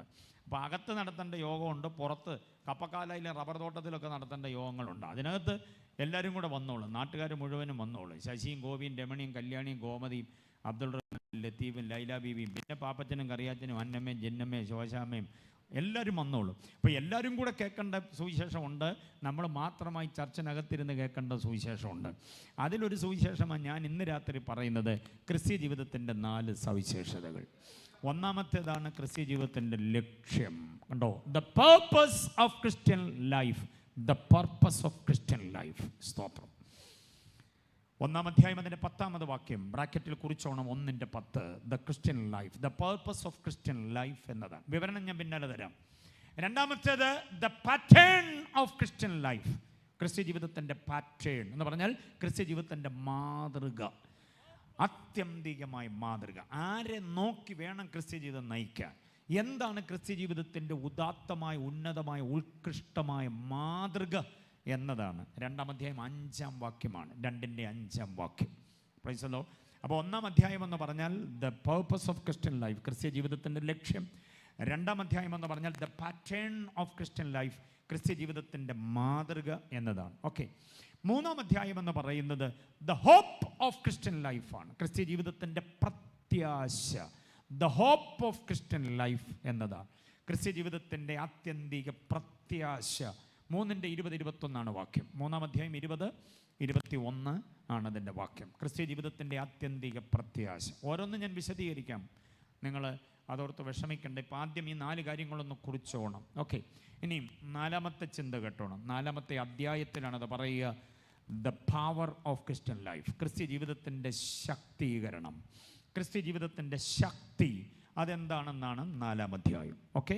അപ്പം 4 കാര്യങ്ങൾ കിട്ടിയല്ലോ. ഒന്നുകൂടെ 4 കാര്യങ്ങൾ ആവർത്തിക്കാം. ഞാൻ ശ്രദ്ധിച്ചോണം, കുറിച്ചത് ശരിയാണോ എന്നറിയാം. 1, the purpose of Christian life, ക്രിസ്ത്യ ജീവിതത്തിൻ്റെ ലക്ഷ്യം. 1:20 വാക്യം. 2, ക്രിസ്ത്യ ജീവിതത്തിൻ്റെ മാതൃക, the pattern of Christian life. 2-ാം അധ്യായം 5-ാം വാക്യം. 3, the hope of Christian life, ക്രിസ്ത്യ ജീവിതത്തിൻ്റെ പ്രതീക്ഷ, പ്രത്യാശ. അതെന്ന് പറയുന്നത് 3-ാം അധ്യായം 20-21. 4-ാമത്തേത് the power of Christian life, ക്രിസ്ത്യ ജീവിതത്തിൻ്റെ ശക്തി. അത് 4-ന്റെ 13-ാം വാക്യമാണ്. 4-ാം അധ്യായം 13-ാം വാക്യം. ഇത്രയും കാര്യങ്ങളാണ് ഫിലിപ്പിയ ലേഖനത്തിൽ നമുക്ക് പഠിക്കാനുള്ളത്. പിന്നെ നമ്മൾ വായിച്ച വാക്യത്തിലെ മറ്റൊരു ചിന്തയാണ് അത്യുത്തമമല്ലോ. വിട്ടുപിരിഞ്ഞ് ക്രിസ്തുവിനോട് കൂടെ ഇരിപ്പാൻ എനിക്ക് കാംക്ഷയുണ്ട്, അത് അത്യുത്തമമല്ലോ എന്നുള്ളത്. ആ ഭാഗത്തിലേക്ക് വരാൻ സമയം കിട്ടുമെങ്കിൽ നമ്മൾ ഇന്ന് രാത്രി അതും കൂടെ ചിന്തിക്കും. അതല്ലെങ്കിൽ ഈ 4 കാര്യങ്ങളെ ചിന്തിച്ചുകൊണ്ട് കൃത്യസമയത്ത് നമുക്ക് ആശീർവാദം പറയേണ്ടതുണ്ടല്ലോ. ശ്രദ്ധിക്കാം, ഇനി പഠിച്ചു തുടങ്ങാം ഗൗരവമായ ഈ 4 കാര്യങ്ങൾ. ഓക്കെ, എന്താണ് ക്രിസ്ത്യ ജീവിതത്തിൻ്റെ ലക്ഷ്യം? ഒരാൾ ക്രിസ്ത്യ ജീവിതം ഇവിടെ നയിക്കുന്നത് കൊണ്ടുള്ള ലക്ഷ്യം എന്താ? പാടി പ്രാർത്ഥിച്ച് ഏതെങ്കിലും ഒരു സഭയിൽ അംഗമായി ഏതെങ്കിലും ഒരു പാസ്റ്ററുടെ വിശ്വാസിയായിട്ട് ഇങ്ങനെ പോവുക എന്നുള്ളത് മാത്രമാണോ? അല്ല, നമുക്കൊരു ലക്ഷ്യമുണ്ട്. എന്താണ് ആ ലക്ഷ്യം? നന്നായി വ്യക്തമാക്കുന്ന ഒരു വാക്യമാണ് 1:20 വാക്യം. വായിച്ച് 1-ാം അധ്യായം 20-ാം വാക്യം.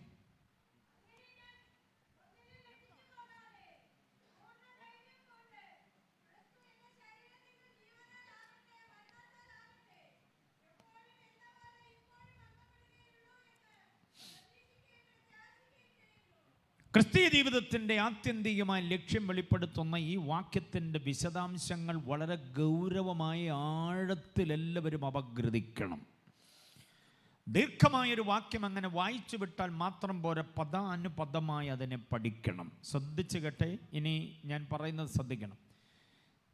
അങ്ങനെ ഞാൻ ഒന്നിലും ലജ്ജിച്ചു പോകാതെ പൂർണ്ണ ധൈര്യം പൂണ്ട്. എന്ന ഘടനയാണ് ആ വാക്യത്തിനെന്നറിയാം. നമ്മൾ വായിച്ചു വിട്ടിട്ടുണ്ട് 156 പ്രാവശ്യം. പക്ഷേ അതിനെ ഇങ്ങനെ ചിന്തിക്കണം, ഒന്നിലും ലജ്ജിച്ചു പോകാതെ. ഒന്നിലും എന്ന് പറഞ്ഞാൽ എന്താ മനസ്സിലായി? ഒന്നിലും എന്ന് പറഞ്ഞാൽ എന്താ മനസ്സിലായി? നമ്മുടെ ജീവിതത്തിൽ നമുക്കൊരു റോളല്ല, ഒട്ടനവധി റോളുകളുണ്ട് ജീവിതത്തിൽ. സമ്മതിക്കുന്നുണ്ടോ ആ കാര്യം? ഒരു റോളല്ല, പിന്നെ ഒത്തിരി റോളുകളുണ്ട്. ആ റോളുകളിൽ ഒന്നിലും നമ്മൾ എന്തോ ചെയ്യരുത്, ലജ്ജിച്ചു പോകരുത്. ആ റോളുകളിലെല്ലാം നമുക്ക് ആരെ വെളിപ്പെടുത്തണം? യേശുവിനെ വെളിപ്പെടുത്തണം. വിശദീകരിച്ച് ഞാൻ ഇങ്ങനെ പറയാം. ഇപ്പം എനിക്ക് നിങ്ങളുടെ മുമ്പാകെയുള്ള റോളെന്ന് പറയുന്നത് എന്താണെന്നറിയാമോ? നിങ്ങളുടെ പ്രസംഗകൻ എന്ന റോളാണ്. നിങ്ങളും ഞാനും തമ്മിലുള്ള ബന്ധം, നിങ്ങളെൻ്റെ ശ്രോതാക്കളും ഞാൻ നിങ്ങളുടെ പ്രസംഗകനുമാണ്. അപ്പം നിങ്ങളുടെ മുമ്പിൽ ഞാൻ എന്ത് ചെയ്യരുത്? ലജ്ജിച്ചു പോകരുത്. പ്രസംഗിക്കാൻ വന്ന് ഞാൻ പാട്ടും പാടിയിട്ട് പോയാൽ ലജ്ജിച്ചു പോയി. പ്രസംഗിക്കാൻ വന്ന് ഞാൻ ഏതെങ്കിലും കോമഡി പറഞ്ഞിട്ട് പോയാൽ അതുകൊണ്ട് പ്രയോജനമില്ല. പ്രസംഗിക്കാൻ വന്ന ഞാൻ വാക്യം വായിച്ചിട്ട് ഏതെങ്കിലും വഴി പോയാൽ രക്ഷയില്ല. പ്രസംഗം അതിൻ്റെ പൂർണ്ണതയിൽ ഗൗരവമായി നിങ്ങൾക്ക് കിട്ടണം. എങ്കിലേ എനിക്ക് ലജ്ജിക്കാത്ത ഒരു ശുശ്രൂഷ ചെയ്യാൻ പറ്റത്തുള്ളൂ. അല്ലെങ്കിൽ നിങ്ങളുടെ മുമ്പിൽ ഞാൻ എന്ത് ചെയ്യും? ലജ്ജിച്ചു പോകും. അപ്പം ശ്രോതാക്കളുടെ മുമ്പിൽ പ്രസംഗങ്ങൾ ലജ്ജിക്കാതിരിക്കണമെങ്കിൽ ആ വിഷയത്തിൻ്റെ പൂർണ്ണതയും ആത്മാർത്ഥതയും കാണിച്ചേ പറ്റത്തുള്ളൂ. അപ്പം നമ്മൾ തമ്മിലുള്ള ബന്ധം അതാണ്, ശ്രോതാക്കൾ പ്രസംഗകൻ. പക്ഷേ എനിക്ക് ജീവിതത്തിൽ ഈ ഒറ്റ റോള് മാത്രമല്ല, ഒട്ടനവധി റോള് വേറെയുണ്ട്. കഴിഞ്ഞ 27 വർഷമായി ഞാനൊരു സ്ത്രീയുടെ ഭർത്താവാണ്. ഭർത്താവ് എന്ന റോൾ എനിക്കുണ്ട്. മനസ്സിലാകുന്നുണ്ടോ? ആൻസി, നിങ്ങൾക്കൊക്കെ പരിചയമായിരുന്ന അനുഗ്രഹീത കർത്തൃദാസൻ പാസ്റ്റർ JC പാറക്കടവിൽ, അദ്ദേഹത്തിൻ്റെ ഏക സഹോദരിയാണ് എൻ്റെ ഭാര്യ. അതറിയാമോ? അങ്ങനെ ഒരു ബന്ധമാണ് ഞങ്ങൾക്ക് തമ്മിൽ. അദ്ദേഹം എൻ്റെ അധ്യാപകനായിരുന്നു. അപ്പോൾ തന്നെ അതിനുശേഷം അദ്ദേഹം എൻ്റെ അളിയനായി മാറി. ഒരേ ഒരു സഹോദരി. അവർ 5 ആണുങ്ങൾക്കൊറ്റ പെങ്ങളാണ് ഉള്ളത്. ആ പെങ്ങളാണ് എൻ്റെ ഭാര്യ. അപ്പോൾ അങ്ങനെ വരുമ്പോൾ ഞാൻ ആ സ്ത്രീയുടെ ഭർത്താവാണ്. അപ്പോൾ പ്രസംഗകൻ എന്ന റോള് മാത്രമല്ല, ഭർത്താവ് എന്ന റോളുണ്ട്. അവിടെയും എനിക്ക് യേശുവിനെ വെളിപ്പെടുത്തിയേ പറ്റും. പ്രസംഗകൻ എന്ന നിലയിൽ ശ്രോതാക്കളുടെ മുമ്പിൽ എനിക്ക് യേശുവിനെ വാക്കുകൾ കൊണ്ട്, ഭാഷ കൊണ്ട്, പ്രസംഗം കൊണ്ട്, വിഷയം കൊണ്ട്, അവതരണം കൊണ്ട് വെളിപ്പെടുത്തണം. ഭാര്യയുടെ മുമ്പിൽ ഭർത്താവ് എന്ന നിലയിൽ യേശുവിൻ്റെ പ്രകൃതം എനിക്ക് വെളിപ്പെടുത്തിയേ പറ്റൂ. എന്നേക്കാൾ നീളത്തിലും വണ്ണത്തിലും വളർന്ന 2 ആൺപിള്ളേരുണ്ട് എനിക്ക്. മനസ്സിലായോ? 2 ആൺപിള്ളേരാണുള്ളത്. മൂത്ത മകൻ ബൈബിൾ സെമിനാരിയിൽ വചനം പഠിക്കുന്നു. ഇളയ മകൻ +2 കഴിഞ്ഞിട്ട് ഇപ്പോൾ ജർമ്മൻ ലാംഗ്വേജ് പഠിക്കുന്നു. 2 പേരും എന്നേക്കാൾ നീളത്തിലാണ്. അവർ പപ്പ എന്നും പറഞ്ഞ് എൻ്റെ നേരെ വരുമ്പോൾ ആ പപ്പായിലൂടെ ഞാൻ വെളിപ്പെടുത്തേണ്ടത് യേശുവിനെയാണ്. ആ റോളിൽ ഞാൻ ലജ്ജിച്ചു പോകരുത്. എനിക്ക് 3 സഹോദരിമാരാണുള്ളത്. അവരുടെ ഒരേ ഒരു സഹോദരനാണ് ഞാൻ. ആ സഹോദരൻ എന്ന നിലയിൽ ഞാൻ യേശുവിനെ വെളിപ്പെടുത്തിയേ പറ്റുള്ളൂ. മനസ്സിലാകുന്നുണ്ടോ? ആ 3 സഹോദരിമാർക്കും കൂടെ 3 3 6 3 9 മക്കളുണ്ട്. ആ 9 മക്കളുടെ ഒരേ ഒരു അങ്കിളാണ് ഞാൻ. അങ്കിൾ എന്ന നിലയിൽ യേശുവിനെ വെളിപ്പെടുത്തിയേ പറ്റുള്ളൂ എനിക്ക്. 3 സഹോദരിമാർക്കും കൂടെ ഭർത്താക്കന്മാർ 3, എൻ്റെ സഹോദരിയുടെ സഹോദരന്മാർ 3, അങ്ങനെ 5 3 8 അളിയന്മാരുണ്ട് എനിക്ക്. അളിയന്മാരുടെ 8 പേരുടെ ഒറ്റ അളിയനാണ് ഞാൻ. ആ അളിയൻ എന്ന നിലയിൽ എനിക്ക് വെളിപ്പെടുത്തേണ്ടത് യേശുവിനെയാണ്. എൻ്റെ മാതാപിതാക്കളിൽ പിതാവ് കർത്തൃസന്നിധി ചേർക്കപ്പെട്ടു, മമ്മി എൻ്റെ കൂടെയുണ്ട്. ആ മമ്മിയുടെ ഏക മകനാണ് ഞാൻ. ആ മകൻ എന്ന നിലയിൽ എനിക്ക് ആരെ വെളിപ്പെടുത്തണം? യേശുവിനെ വെളിപ്പെടുത്തണം. വേറൊപ്പനും അമ്മയും എനിക്കുണ്ട്. എൻ്റെ ഭാര്യയുടെ മാതാപിതാക്കൾ, അവരുടെ ഏക മരുമകനാണ് ഞാൻ. അവിടെയും ഞാൻ യേശുവിനെ വെളിപ്പെടുത്തിയേ പറ്റുള്ളൂ. ഞാൻ പഠിപ്പിച്ച 100,000 വിദ്യാർത്ഥികളുണ്ട്, അവരുടെ അധ്യാപകനാണ്. അവിടെയും എനിക്ക് യേശുവിനെ വെളിപ്പെടുത്തിയേ പറ്റൂ.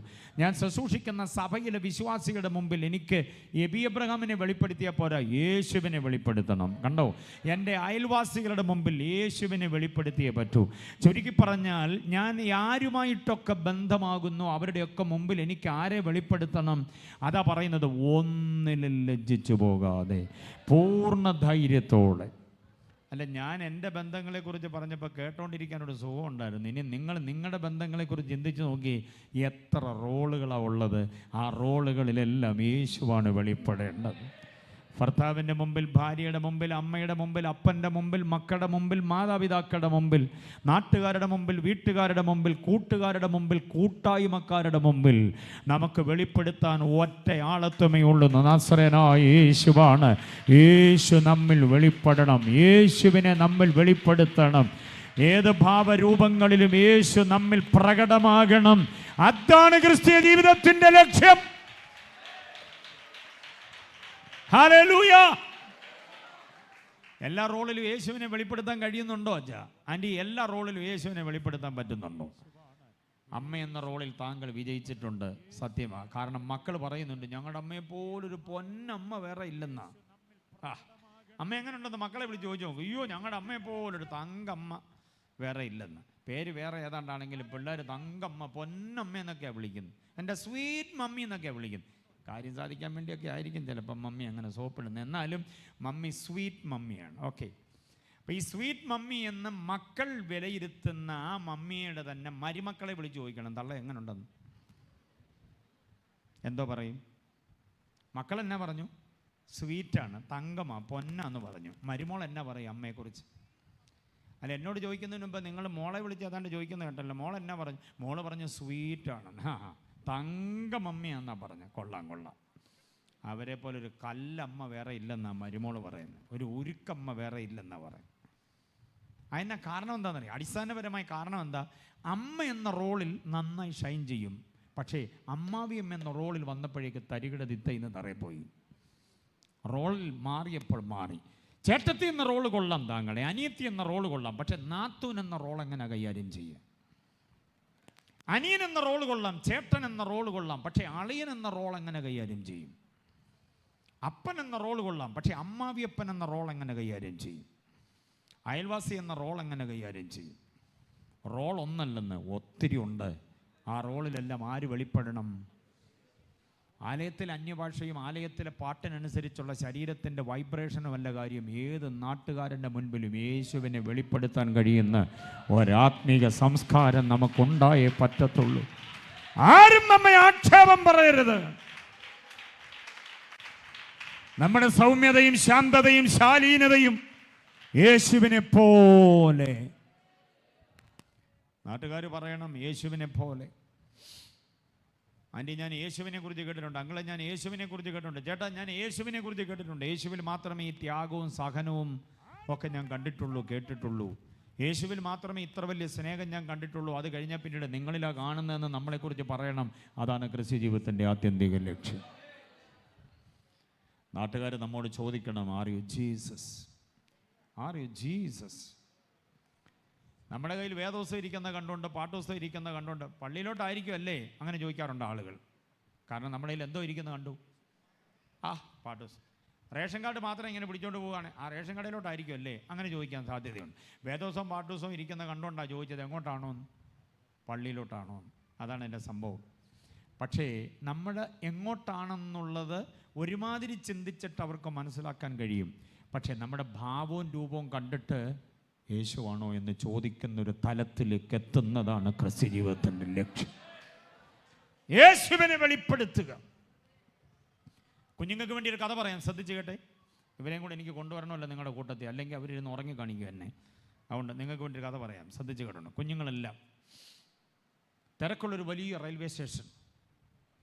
ഒത്തിരി ട്രെയിനുകൾ വരുന്നു, ഒത്തിരി ട്രെയിനുകൾ പോകുന്നു. കുറേ പ്ലാറ്റ്ഫോമുകളുണ്ട്. ഒത്തിരി ട്രെയിൻ വരികയും പോവുകയും ചെയ്യുന്ന ഒരു വലിയ റെയിൽവേ സ്റ്റേഷൻ. ഒരു ട്രെയിൻ ഇങ്ങോട്ട് വന്നു. നൂറുകണക്കിന് ആളുകൾ അതിനകത്തുനിന്ന് ഇറങ്ങി. നൂറുകണക്കിന് ആളുകൾ അതിനകത്തോട്ട് കയറാൻ ശ്രമിക്കുന്നു. അവരെ യാത്ര അയക്കാൻ വേണ്ടി കുറേ ആളുകൾ പ്ലാറ്റ്ഫോമിൽ തിങ്ങി നിറഞ്ഞ് നിൽക്കുന്നു. വന്നിറങ്ങുന്നവർക്ക് അവരെ സ്വീകരിക്കാൻ കുറേ ആളുകൾ. ഇതാണല്ലോ പ്ലാറ്റ്ഫോമിലെ തിരക്കെന്ന് പറയുന്നത്. യാത്രക്കാരുടെ മാത്രമല്ല, ചുമ്മാ കയറി ചെല്ലുന്ന കുറേ ആളുകളും കൂടെ തിരക്കാവുകയാണ്. ആരുടെയോ അശ്രദ്ധമായിരിക്കുന്ന ഓട്ടം കൊണ്ട് ഉണ്ടായ ഒരു അപകടമാണ് ആ പ്ലാറ്റ്ഫോമിൽ ശ്രദ്ധേയമായത്. എന്താണെന്നറിയാമോ? 2 കൈയുമില്ലാത്ത ഒരു മനുഷ്യൻ, 2 കൈയുമില്ല, ജീവിക്കാൻ വേണ്ടി ഓറഞ്ച് കച്ചവടം നടത്തുന്ന ഒരു ചെറുപ്പക്കാരൻ, കഴുത്തിൽ കെട്ടിവെച്ചിരിക്കുന്നൊരു കൂട നിറയെ തുടുതുടുത്ത ഓറഞ്ച് പഴങ്ങൾ. 2 കൈയും ഇല്ലാത്തത് കൊണ്ട് അത് കഴുത്തിൽ ഇങ്ങനെ കെട്ടിവെച്ച് നെഞ്ചുകൊണ്ട് ബാലൻസ് ചെയ്ത് ആൾക്കൂട്ടത്തിനിടയിലൂടെ അദ്ദേഹം ശ്രദ്ധയോടെ ഇങ്ങനെ നടന്നു പോകുമ്പോൾ അദ്ദേഹം വിളിച്ചു പറയും, ഓറഞ്ച് ഓറഞ്ച് ഓറഞ്ച് എന്ന് വിളിച്ചു പറയും. ആവശ്യമുള്ളവർക്ക് ഇഷ്ടമുള്ളതുപോലെ ഓറഞ്ച് എണ്ണിയെടുക്കാം. എണ്ണിയെടുത്തതിൻ്റെ അത്രയും ഓറഞ്ചിൻ്റെ തുക അദ്ദേഹം പറയും. ആ തുക ആ കൂടയിലിട്ടാൽ മതി. ഇതാണ് കച്ചവട രീതി. ഓറഞ്ചുമായിട്ട് അദ്ദേഹം ഇങ്ങനെ പോകുന്ന വഴിക്ക് ട്രെയിനിൽ കയറി പറ്റാൻ ആരോ ഓടി വന്ന വഴിക്ക് അശ്രദ്ധമായി ഇദ്ദേഹത്തെ തട്ടി. കൈയില്ലാത്തതുകൊണ്ട് ബാലൻസ് ചെയ്ത് നിൽക്കാൻ പറ്റില്ല. അദ്ദേഹം പ്ലാറ്റ്ഫോമിലേക്ക് വീണ വീഴ്ചയിൽ തുടുതുടുത്ത ഓറഞ്ച് പഴങ്ങൾ കൂടയ്ക്കകത്തുനിന്ന് ഇങ്ങനെ ഉരുണ്ട് അതുവഴി ഇതുവഴി പോയി. ആളുകൾ അശ്രദ്ധമായി വന്നതുകൊണ്ട് ചവിട്ടി, ചിലത് പൊട്ടി, ചിലത് ഉരുണ്ട് ട്രാക്കിലേക്ക് പോയി. ഇദ്ദേഹം അവിടെ കിടന്നിട്ട് ഓറഞ്ച് കൂടെ കഴുത്തിൽ കുരുങ്ങിപ്പോയി. അത് എടുത്തു മാറ്റി എഴുന്നേക്കാൻ നിർവാഹമില്ലാതെ അദ്ദേഹം അവിടെ കിടന്ന് പിടയ്ക്കുകയാണ്. പുഴു പോലെ കിടന്ന് നുളയ്ക്കുക. ആരും അദ്ദേഹത്തെ ഒന്ന് പിടിച്ചെഴുന്നേൽപ്പിക്കുന്നില്ല. ചെറുപ്പക്കാർ പിള്ളേർക്ക് കൗതുകം. ആ വീണ് കിടന്ന് ഓറഞ്ച് കൂടയുമായി കുരുങ്ങിക്കിടക്കുന്ന മനുഷ്യൻ്റെ ലൈവ് എടുക്കാൻ വേണ്ടി മൊബൈലുമായിട്ട് ചെറുപ്പക്കാർ പിള്ളേർ വട്ടം കൂടുക. എന്നിട്ടും ആരും എഴുന്നേൽപ്പിക്കുന്നില്ല. ട്രെയിൻ പോകാൻ നേരമായി. ഈ ട്രെയിനിൽ തന്നെ പോകാൻ വേണ്ടി പെട്ടെന്ന് ഓടി വന്ന ഒരു മനുഷ്യൻ, ഒരു ചെറിയ ആൾക്കൂട്ടം കണ്ടിട്ട് അദ്ദേഹം ഓടി അങ്ങോട്ട് വന്നിട്ട് വകഞ്ഞ ആളുകളെ മാറ്റിയിട്ട് നോക്കുമ്പോൾ ഇതിനകത്ത് ഇങ്ങനെ കിടക്കുന്ന ഒരു മനുഷ്യനെ കണ്ടു. അദ്ദേഹം യാത്ര മറന്നുപോയി. ബ്രീഫ് കേസ് അങ്ങോട്ട് മാറ്റി വെച്ചിട്ട് വീണ് കിടന്നവനെ ചാടി എഴുന്നേൽപ്പിച്ചു, പൊക്കി എഴുന്നേൽപ്പിച്ചു. കഴുത്തിൽ കുരുങ്ങിപ്പോയ ഓറഞ്ച് കൂടെ അദ്ദേഹം അഴിച്ചെടുത്തു. അദ്ദേഹത്തെ അവിടെ പിടിച്ചിരുത്തിയിട്ട് കുറേ ഓറഞ്ചുകൾ നഷ്ടപ്പെടാത്തത്, പൊട്ടിപ്പോകാത്തത്, ചതഞ്ഞു പോകാത്തത് അദ്ദേഹം കൂടയ്ക്കകത്തേക്ക് ഇട്ടു. അതിനകത്തുള്ള നാണയങ്ങളും നോട്ടുകളും ഒക്കെ ചിതറി അവിടെ ഇവിടെയും പോയതെല്ലാം അദ്ദേഹം കളക്ട് ചെയ്ത് അതിനകത്താക്കി. എന്നിട്ട് അദ്ദേഹത്തിൻ്റെ അരികിലേക്ക് വന്നിട്ട് ആ കവളിലൊന്ന് തട്ടി തലോടിയിട്ട് പറഞ്ഞു, എടോ സാരമില്ല, കുറേ ഓറഞ്ചൊക്കെ നഷ്ടപ്പെട്ടു, അതൊന്നും ഇനി എടുത്തിട്ട് കാര്യമില്ല, ബാക്കി കുറേയൊക്കെ ഉണ്ട്, താങ്കൾക്ക് വിൽപ്പന തുടരാം. ഒന്ന് ചിരിക്കടൂ, ഇത്രയല്ലേ സംഭവിച്ചുള്ളൂ. താൻ എന്നെ ഇങ്ങനെ മുല്ലും ഏതാണ്ട് ഭയങ്കര സംഭവം നടന്ന പോലെ ഇരിക്കും. താൻ ട്രെയിനിൻ്റെ കീഴിലൊന്നും പോയില്ലല്ലോ. ഇങ്ങനെ വാക്കുകളൊക്കെ പറഞ്ഞ് അദ്ദേഹത്തെ സന്തോഷിപ്പിച്ചിട്ട് പിടിച്ചെഴുന്നേൽപ്പിച്ചു. ഈ കൂടെ അദ്ദേഹത്തിൻ്റെ കഴുത്തിൽ പഴയതുപോലെ കെട്ടിവെച്ചു. എന്നിട്ട് പോക്കറ്റിൽ നിന്ന് കുറേ നോട്ടുകൾ എടുത്ത് ആ കൂടയ്ക്കകത്ത് ഇട്ടിട്ട് പറഞ്ഞു, ചതഞ്ഞുടഞ്ഞു പോയ ഓറഞ്ചുകളുടെ എല്ലാം വിലയായിട്ട് ഇതിരിക്കട്ടെ, താങ്കൾക്ക് നഷ്ടമൊന്നും വരണ്ട, വീട്ടിൽ കൊണ്ടുപോകാനുള്ളതല്ലേ, അതുകൊണ്ട് ഇതിരിക്കട്ടെ. ഒന്നും പറയാനാകാതെ സ്വപ്നത്തിൽ എന്ന പോലെ ഓറഞ്ച് കച്ചവടക്കാരൻ ഇങ്ങനെ അന്തം വിട്ട് നിൽക്കുകയാണ്. അപ്പോഴത്തേക്ക് ട്രെയിൻ മുൻപോട്ട് നീങ്ങി. അദ്ദേഹം പറഞ്ഞു, എൻ്റെ ട്രെയിൻ പോകുന്നു, ഞാൻ പോട്ടെ, പിന്നെ കാണാം എന്ന് പറഞ്ഞ് ബ്രീഫ് കേസ് കൊടുത്തുകൊണ്ട് ഓടിച്ചെന്ന് കഷ്ടപ്പെട്ട് ട്രെയിനിൻ്റെ വാതിൽ പിടികിട്ടി അദ്ദേഹം അകത്തേക്ക് കയറി. പെട്ടെന്ന് സ്വപ്നത്തിൽ നിന്ന് ഉണർന്നതുപോലെ ഓറഞ്ച് കച്ചവടക്കാരൻ ചോദിച്ചു, സർ പ്ലീസ്, നിങ്ങൾ ആരാ, എവിടുന്ന് വരുന്നു, എങ്ങോട്ട് പോകുന്നു, നിങ്ങളുടെ പേരൊന്ന് പറയാമോ? തുരുതുര ചോദ്യങ്ങൾ, പടപടാന്ന് ചോദിച്ചു.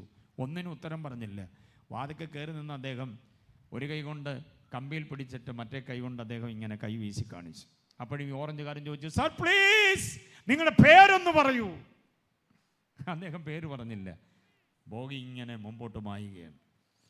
അദ്ദേഹം കണ്ണിൽ നിന്ന് അകലുന്നതിന് മുൻപ് പെരുവിരലയിൽ എത്തിക്കുത്തി നിന്നുകൊണ്ട് ആ പ്ലാറ്റ്ഫോമിലെ സകല ശബ്ദങ്ങൾക്കും മീതെ അദ്ദേഹത്തിൻ്റെ കാതിലെ ശബ്ദം ചെന്ന് കയറേണ്ടതിന് ഓറഞ്ച് കച്ചവടക്കാരൻ ചോദിച്ച ചോദ്യം ഇതാണ്, സർ ആർ യു ജീസസ്?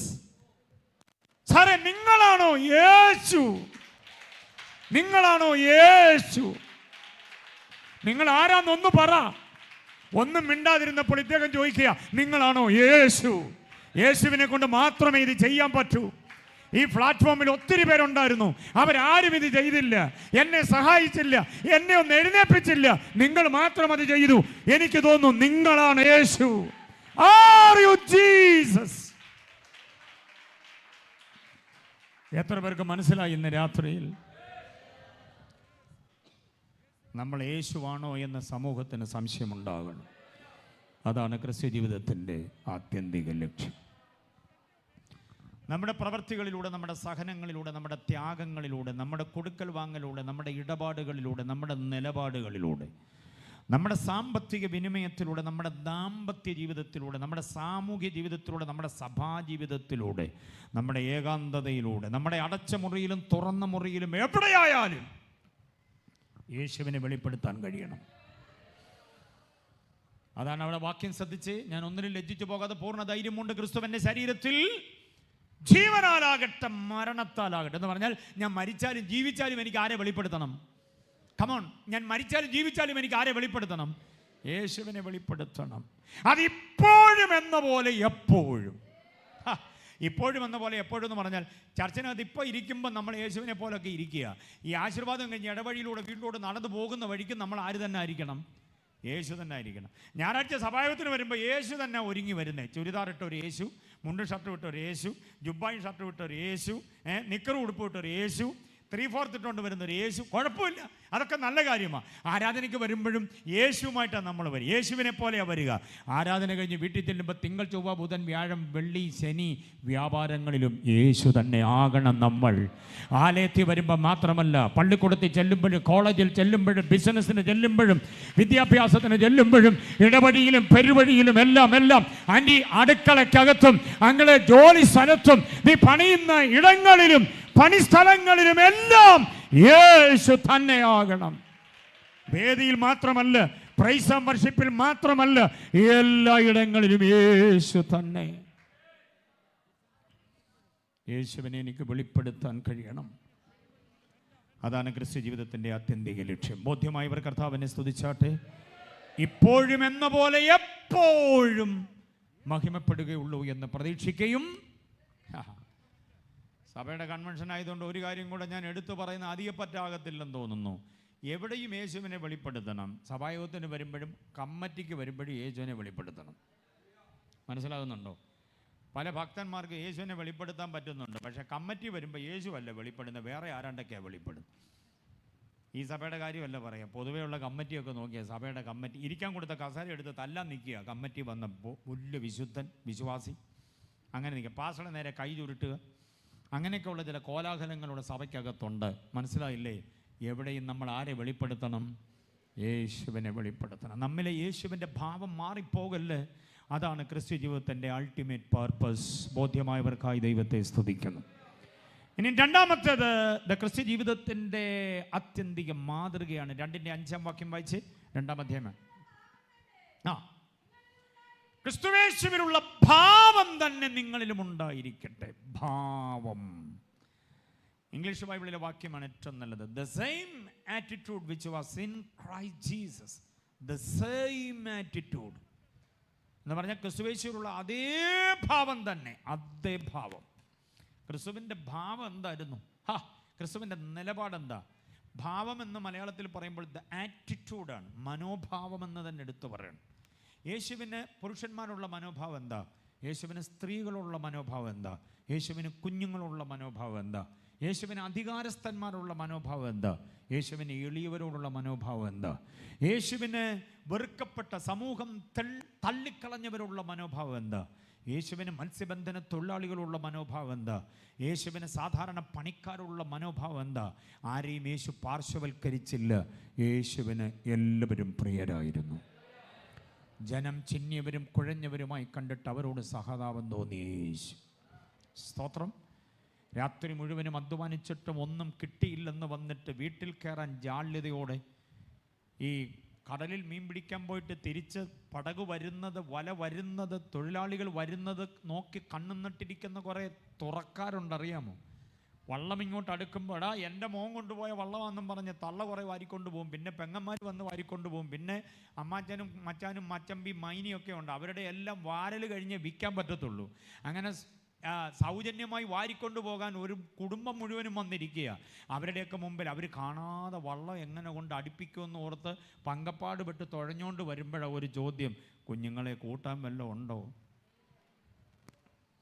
അടിമടി വെച്ചിരിക്കുന്ന കാൽക്കുലേറ്റർ എടുത്ത് കൂട്ടുകയല്ലാതെ വേറെ ഒന്നും കൂട്ടാനുണ്ടാകത്തില്ല. രാത്രി മുഴുവനും അധ്വാനിച്ചിട്ട് ഒന്നും കിട്ടിയില്ല.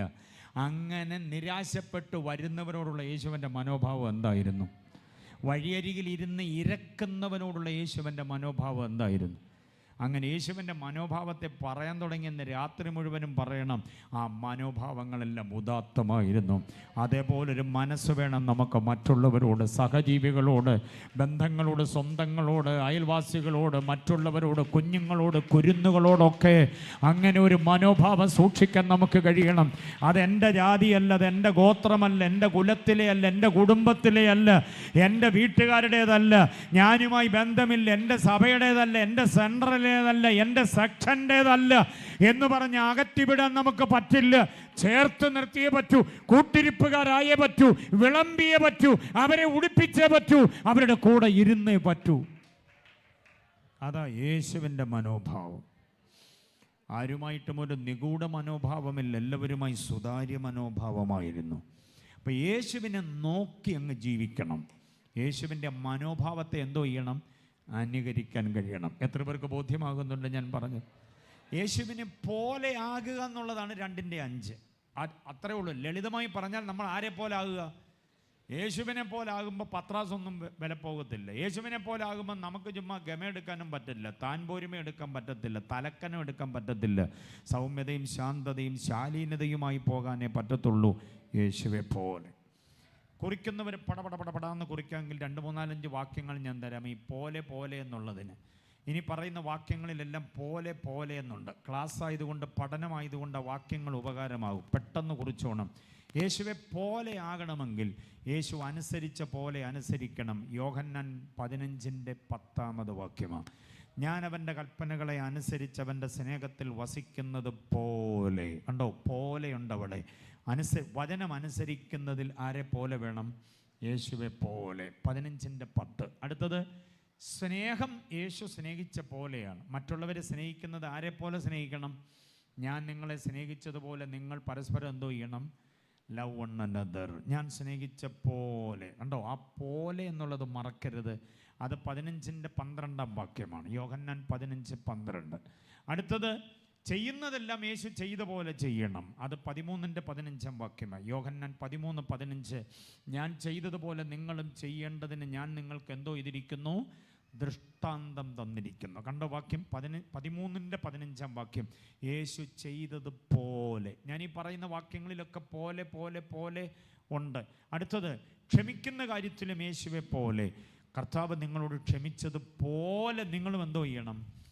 നമുക്ക് ക്ഷമിക്കാനൊന്നും ചിലപ്പോൾ പറ്റത്തില്ല, പക്ഷെ വചനം പറയുന്നു ആര് ക്ഷമിച്ച പോലെ? യേശു ക്ഷമിച്ച പോലെ. എത്ര പേർക്ക് മനസ്സുണ്ട് അതിന്? എത്രയോ കാലപ്പഴക്കമുള്ള പലതും ക്ഷമിക്കാതെ ഇന്നും അകത്തിങ്ങനെ വെച്ചോണ്ടിരിപ്പുണ്ട്. പക്ഷേ കൊലോസ്യർ 3:13 പറയുന്നത് യേശു ക്ഷമിച്ചതുപോലെ ക്ഷമിക്കണം. ഹല്ലേലൂയ. യേശുവിൻ്റെ കുരിശിലെ മൊഴികൾ അറിയാമോ? കുരിശിലെ മൊഴികളിൽ ദാഹിക്കുന്നു എന്നുള്ളത് എത്രാമത്തെ മൊഴിയാ മക്കളെ? എനിക്ക് ദാഹിക്കുന്നു എന്ന് യേശു ഉറക്കെ നിലവിളിച്ചത് എത്രാമത്തെ മൊഴിയാ? അങ്ങനൊന്നും ചോദ്യമൊന്നും ചോദിക്കരുത്, ഇങ്ങനെ പറഞ്ഞുകൊണ്ട് നിന്നാൽ മതി. ഞങ്ങൾ ഇങ്ങനെ കേട്ട് എഴുതിക്കൊണ്ടിരുന്നോളാം. കുരിശിലെ മൊഴിയിൽ ദാഹിക്കുന്നു എന്നുള്ളത് 5ാമത്തെ മൊഴിയാ. 5ാമത്തെ മൊഴി. ഗുഡ്. 1ാമത്തെ മൊഴി ഏതെന്നറിയാമോ? ഇവരോട് ക്ഷമിക്കണമേ. ദാഹിച്ച് തൊണ്ട വരണ്ടിട്ടും അത് ആദ്യം പറയാതെ തന്നോട് ക്രൂരകൃത്യം ചെയ്തവരോടുള്ള പാതകം ദൈവമേ ക്ഷമിക്കണമേ എന്ന് ആദ്യം പ്രാർത്ഥിച്ചത് യേശുവാണ്. അതാ യേശുവിൻ്റെ ക്ഷമയുടെ മഹത്വം. അപ്പോൾ യേശു ക്ഷമിച്ച പോലെ. അടുത്തത് യേശു ജയിച്ച പോലെ ജയിക്കണം. വെളിപ്പാട് 3:21 വാക്യം. യേശു ജയിച്ച പോലെ ജയിക്കണം. അത് ഏറ്റവും ശ്രേഷ്ഠമായൊരു കാര്യമാണ്. യേശു ജയിച്ചതുപോലെ ജയിക്കുക. എങ്ങനെങ്കിലും ജയിച്ചാൽ പോരാ, യേശു ജയിച്ച പോലെ തന്നെ ജയാളികളായി നിൽക്കാൻ നമുക്ക് കഴിയണം. പണ്ട് SSLC ജയിച്ചില്ലേ? 210 മാർക്ക് വാങ്ങിച്ച്, ഓർമ്മയുണ്ടോ? കഷ്ടിച്ച് ജയിച്ചതാണ്. 210കാരെല്ലാം കഷ്ടിച്ച് ജയിച്ചതാണ്. അപ്പം മാർക്ക് എത്ര ജയിച്ചു? പിന്നെ ജയിച്ചു, ഇന്നാ ലഡു എന്നും പറഞ്ഞ് ലഡു കൊടുത്തതാണ്. അപ്പോൾ അടുത്ത ലഡു തിന്നുന്നതിന് മുമ്പ് അടുത്തൊരു ചോദ്യം, എത്ര മാർക്കുണ്ട്? മാർക്ക് എന്തിനാ അറിയുന്നത്? ജയിച്ചല്ലോ, അത് മതി. മാർക്ക് പറയാൻ ആരെങ്കിലും മടിച്ചിട്ടുണ്ടെങ്കിൽ ആ മാർക്ക് നമുക്കറിയാം. എത്രയേ ഉള്ളൂ? 210 ഉള്ളൂ. അതാണ്, അത് കഷ്ടിച്ച് ജയിച്ചത്. അതുകൊണ്ടാണ് നമ്മുടെ SLC ബുക്ക് ഇന്നും പിള്ളേരെ കാണിച്ചിട്ടില്ലല്ലോ, എവിടോ കൊണ്ടുവന്ന് ഒളിപ്പിച്ച് വെച്ചിരിക്കുകയാണ്. വസ്തുവിൻ്റെ ആധാരം സൂക്ഷിച്ച് വെച്ചിരിക്കുന്നതിനേക്കാൾ വിദഗ്ധമായിട്ടാണ് SSLC ബുക്ക് കൊണ്ട് സൂക്ഷിച്ച് വെച്ചിരിക്കുന്നത്, കുഞ്ഞുങ്ങൾ ആരും കാണാതിരിക്കാൻ.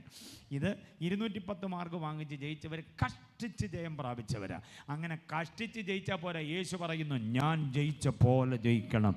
വെളിപ്പാട് പുസ്തകം 3:21 ജയിക്കുന്നവന് ഞാൻ എന്നോടുകൂടെ ഇരിപ്പാൻ വരം നൽകും, ഞാനും ജയിച്ചെൻ്റെ പിതാവിൻ്റെ സിംഹാസനത്തിൽ ഇരുന്ന പോലെ. അപ്പം ജയിക്കണം. ആര് ജയിച്ച പോലെ?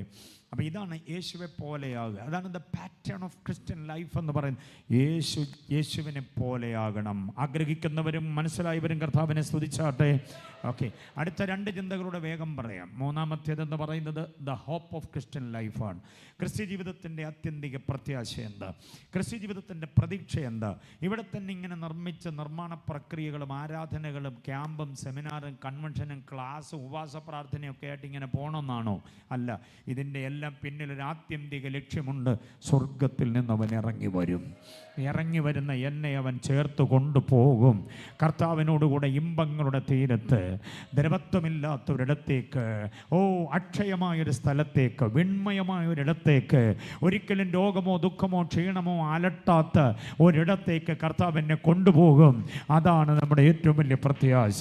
സ്വർഗത്തിൽ നിന്നിറങ്ങി വരുന്ന കർത്താവ്, പാതാളത്തിൽ നിന്ന് കയറി വരുന്നവനെ അല്ല, സ്വർഗത്തിൽ നിന്ന് ഇറങ്ങി വരുന്നവനെ പ്രതീക്ഷയോടെ കാത്തിരിക്കുന്നവരാ നമ്മൾ. അതാണ് ക്രിസ്ത്യ ജീവിതത്തിന്റെ ആത്യന്തിക പ്രത്യാശ. ആ പ്രത്യാശ അകത്ത് കയറിയവരൊക്കെ കർത്താവിനെ ഒന്ന് സ്തുതിക്കട്ടെ. ഹല്ലേലൂയ. യേശുവിൻ്റെ മടങ്ങി വരവിനെ കുറിച്ച് ഭയങ്കര പ്രതീക്ഷയോടിരുന്നോണം, ഭയങ്കര പ്രതീക്ഷയോടിരുന്നോണം. ഞാൻ ഒരൊറ്റ ചിന്ത പറഞ്ഞ ആ ഭാഗം വിടാം. ആ വാക്യം കണ്ടോ? ഫിലിപ്പിയ ലേഖനം 3:20-21 പറയുന്നു, നമ്മുടെ പൗരത്വം എവിടാ? സ്വർഗത്തിലാണ്. അവിടെ നിന്ന് നമ്മുടെ കർത്താവ് വരുമെന്ന. ബാക്കിയുള്ള ചിന്തകളൊക്കെ പിന്നെ ഞാൻ പറഞ്ഞോളാം. ആ 21 വാക്യമൊക്കെ നമ്മൾ പിന്നെ ചിന്തിക്കുന്നുണ്ട്, അതങ്ങനെ ഓടിച്ച് പറഞ്ഞാൽ പറ്റില്ല. പക്ഷേ പൗരത്വത്തെക്കുറിച്ച് ഒരൊറ്റ കാര്യം പറയാം. What is the meaning of പൗരത്വം? എന്താ മോനെ പൗരത്വം എന്ന് പറഞ്ഞാൽ? പൗരത്വം എന്ന് പറഞ്ഞാൽ സിറ്റിസൺഷിപ്പ്. അത് ഇംഗ്ലീഷാണെന്ന് എനിക്കറിയാം. മലയാളം പൗരത്വം, ഇംഗ്ലീഷാണ് സിറ്റിസൺഷിപ്പ്. എന്താണ് സിറ്റിസൺഷിപ്പ്? What is citizenship? പൗരത്വം എന്ന് പറയും. ആ മിടുമിടുക്കൻ. പൗരത്വം എന്താ? സിറ്റിസൺഷിപ്പ്. സിറ്റിസൺഷിപ്പ് എന്താ? അത് പൗരത്വമാണെന്നാ. ഓക്കെ. പക്ഷേ പൗരത്വം അഥവാ സിറ്റിസൺഷിപ്പ് എന്ന് പറഞ്ഞാൽ പുരത്തിൻ്റെ അംഗത്വം. അതാണ്. എന്ന് പറഞ്ഞാൽ പട്ടണത്തിൻ്റെ അംഗത്വം. പുരം സമം പട്ടണം. തിരുവനന്തപുരം, പത്തനാപുരം എന്നൊക്കെ കേട്ടിട്ടുണ്ടല്ലോ. എന്ന് പറഞ്ഞാൽ പട്ടണം, പട്ടണത്തിൽ അംഗത്വം കിട്ടുക, പട്ടണത്തിൽ റെസിഡൻഷ്യലാകുക, അതിൻ്റെ അംഗത്വം. അതാണ് സിറ്റിസൺഷിപ്പ്, പുരത്തിൻ്റെ അംഗത്വം. നമ്മുടെ പട്ടണം എവിടെയാ? ഇവിടെയല്ല, അങ്ങുയരെയാണ്. ആ പട്ടണത്തിൽ നമുക്ക് അംഗത്വം കിട്ടിയിരിക്കുന്നു. എത്ര പേർക്ക് ഉറപ്പുണ്ട്? ഹല്ലേലൂയ. ഇവിടെ ഒരു വിശേഷ ചിന്ത എല്ലാവരും കേൾക്കാൻ വേണ്ടി പറയാം. അമ്മ നമുക്ക് ജന്മം നൽകിയത് കൊണ്ട് ഈ മണ്ണിൻ്റെ പൗരത്വം ഉണ്ട് നമുക്കിവിടെ. അമ്മ നമ്മെ ജനിപ്പിച്ചത് ഈ മണ്ണിലേക്കാണ്. അതുകൊണ്ട് നമുക്ക് ഈ മണ്ണിൻ്റെ പൗരത്വമുണ്ട്. ഇന്ത്യൻ പൗരത്വം നമുക്ക് കിട്ടി. അതുകൊണ്ട് ഇന്ത്യയിലെ മണ്ണിൽ ജനിച്ചവരാണ്. അതുകൊണ്ട് ഇവിടുത്തെ പൗരത്വമുണ്ട്. പക്ഷേ ആത്മാവ് നമ്മെ വീണ്ടും ജനിപ്പിച്ചപ്പോഴാണ് സ്വർഗീയ പൗരത്വം നമുക്ക് കിട്ടിയത്. അമ്മ ജനിപ്പിച്ചപ്പോൾ ഈ മണ്ണിൻ്റെ പൗരത്വവും, ആത്മാവ് ജനിപ്പിച്ചപ്പോൾ വിണ്ണിൻ്റെ പൗരത്വം കിട്ടിയവരാ. അങ്ങനെ 2 പൗരത്വം നമുക്കുണ്ട്. എത്ര പേർക്ക് ബോധ്യമായി? 2 പൗരത്വങ്ങളുടെ അവകാശികളാ നമ്മൾ. കേട്ടെ, ഈ ചിന്ത കൂടെ കേട്ടിട്ട് നമുക്ക് സ്തോത്രം ചെയ്യാം. 2 പൗരത്വമുള്ളവർക്ക് 2 കോൺസ്റ്റിറ്റ്യൂഷൻ ഉണ്ട്.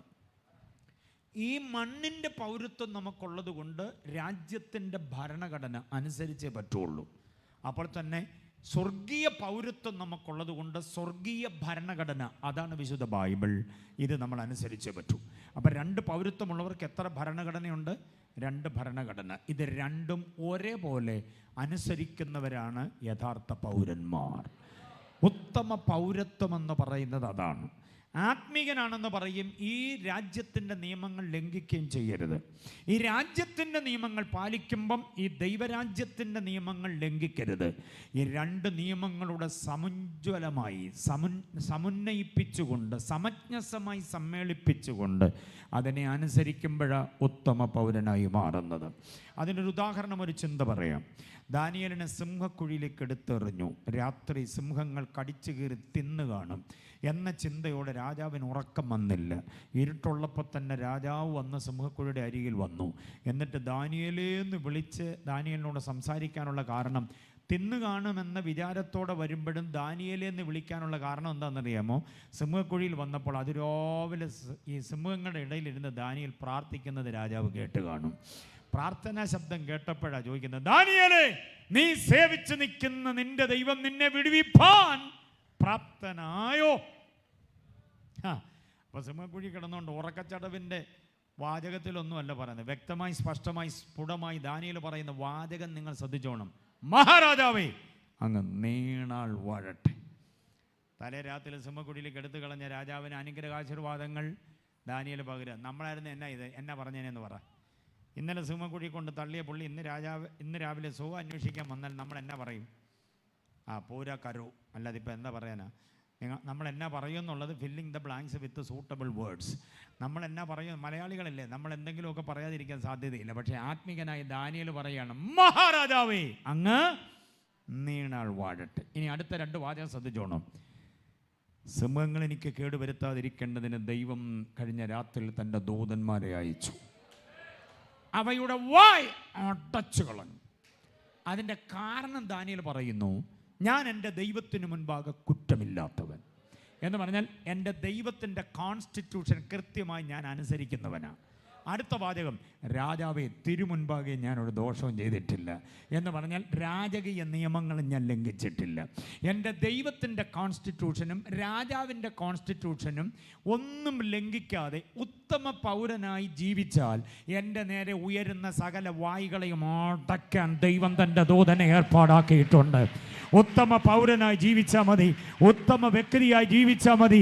ഒരു വായും നിന്റെ നേരെ തുറക്കത്തില്ല.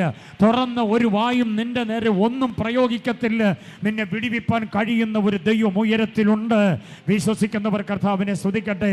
എഴുന്നേൽക്കാം ദൈവസന്നിധിയിൽ. നമുക്ക് ഒരുമിച്ച് ഒരു പോയിന്റ് ബാക്കിയുണ്ട്. നാളെ പകൽ നമ്മളത് ചിന്തിക്കുന്നതായിരിക്കും. വേഗം എഴുന്നേൽക്കാം ദൈവസന്നിധിയിലേക്ക്. കേട്ട ആലോചനയുടെ മുൻപാകെ നമ്മെ സമർപ്പിക്കുക. നാം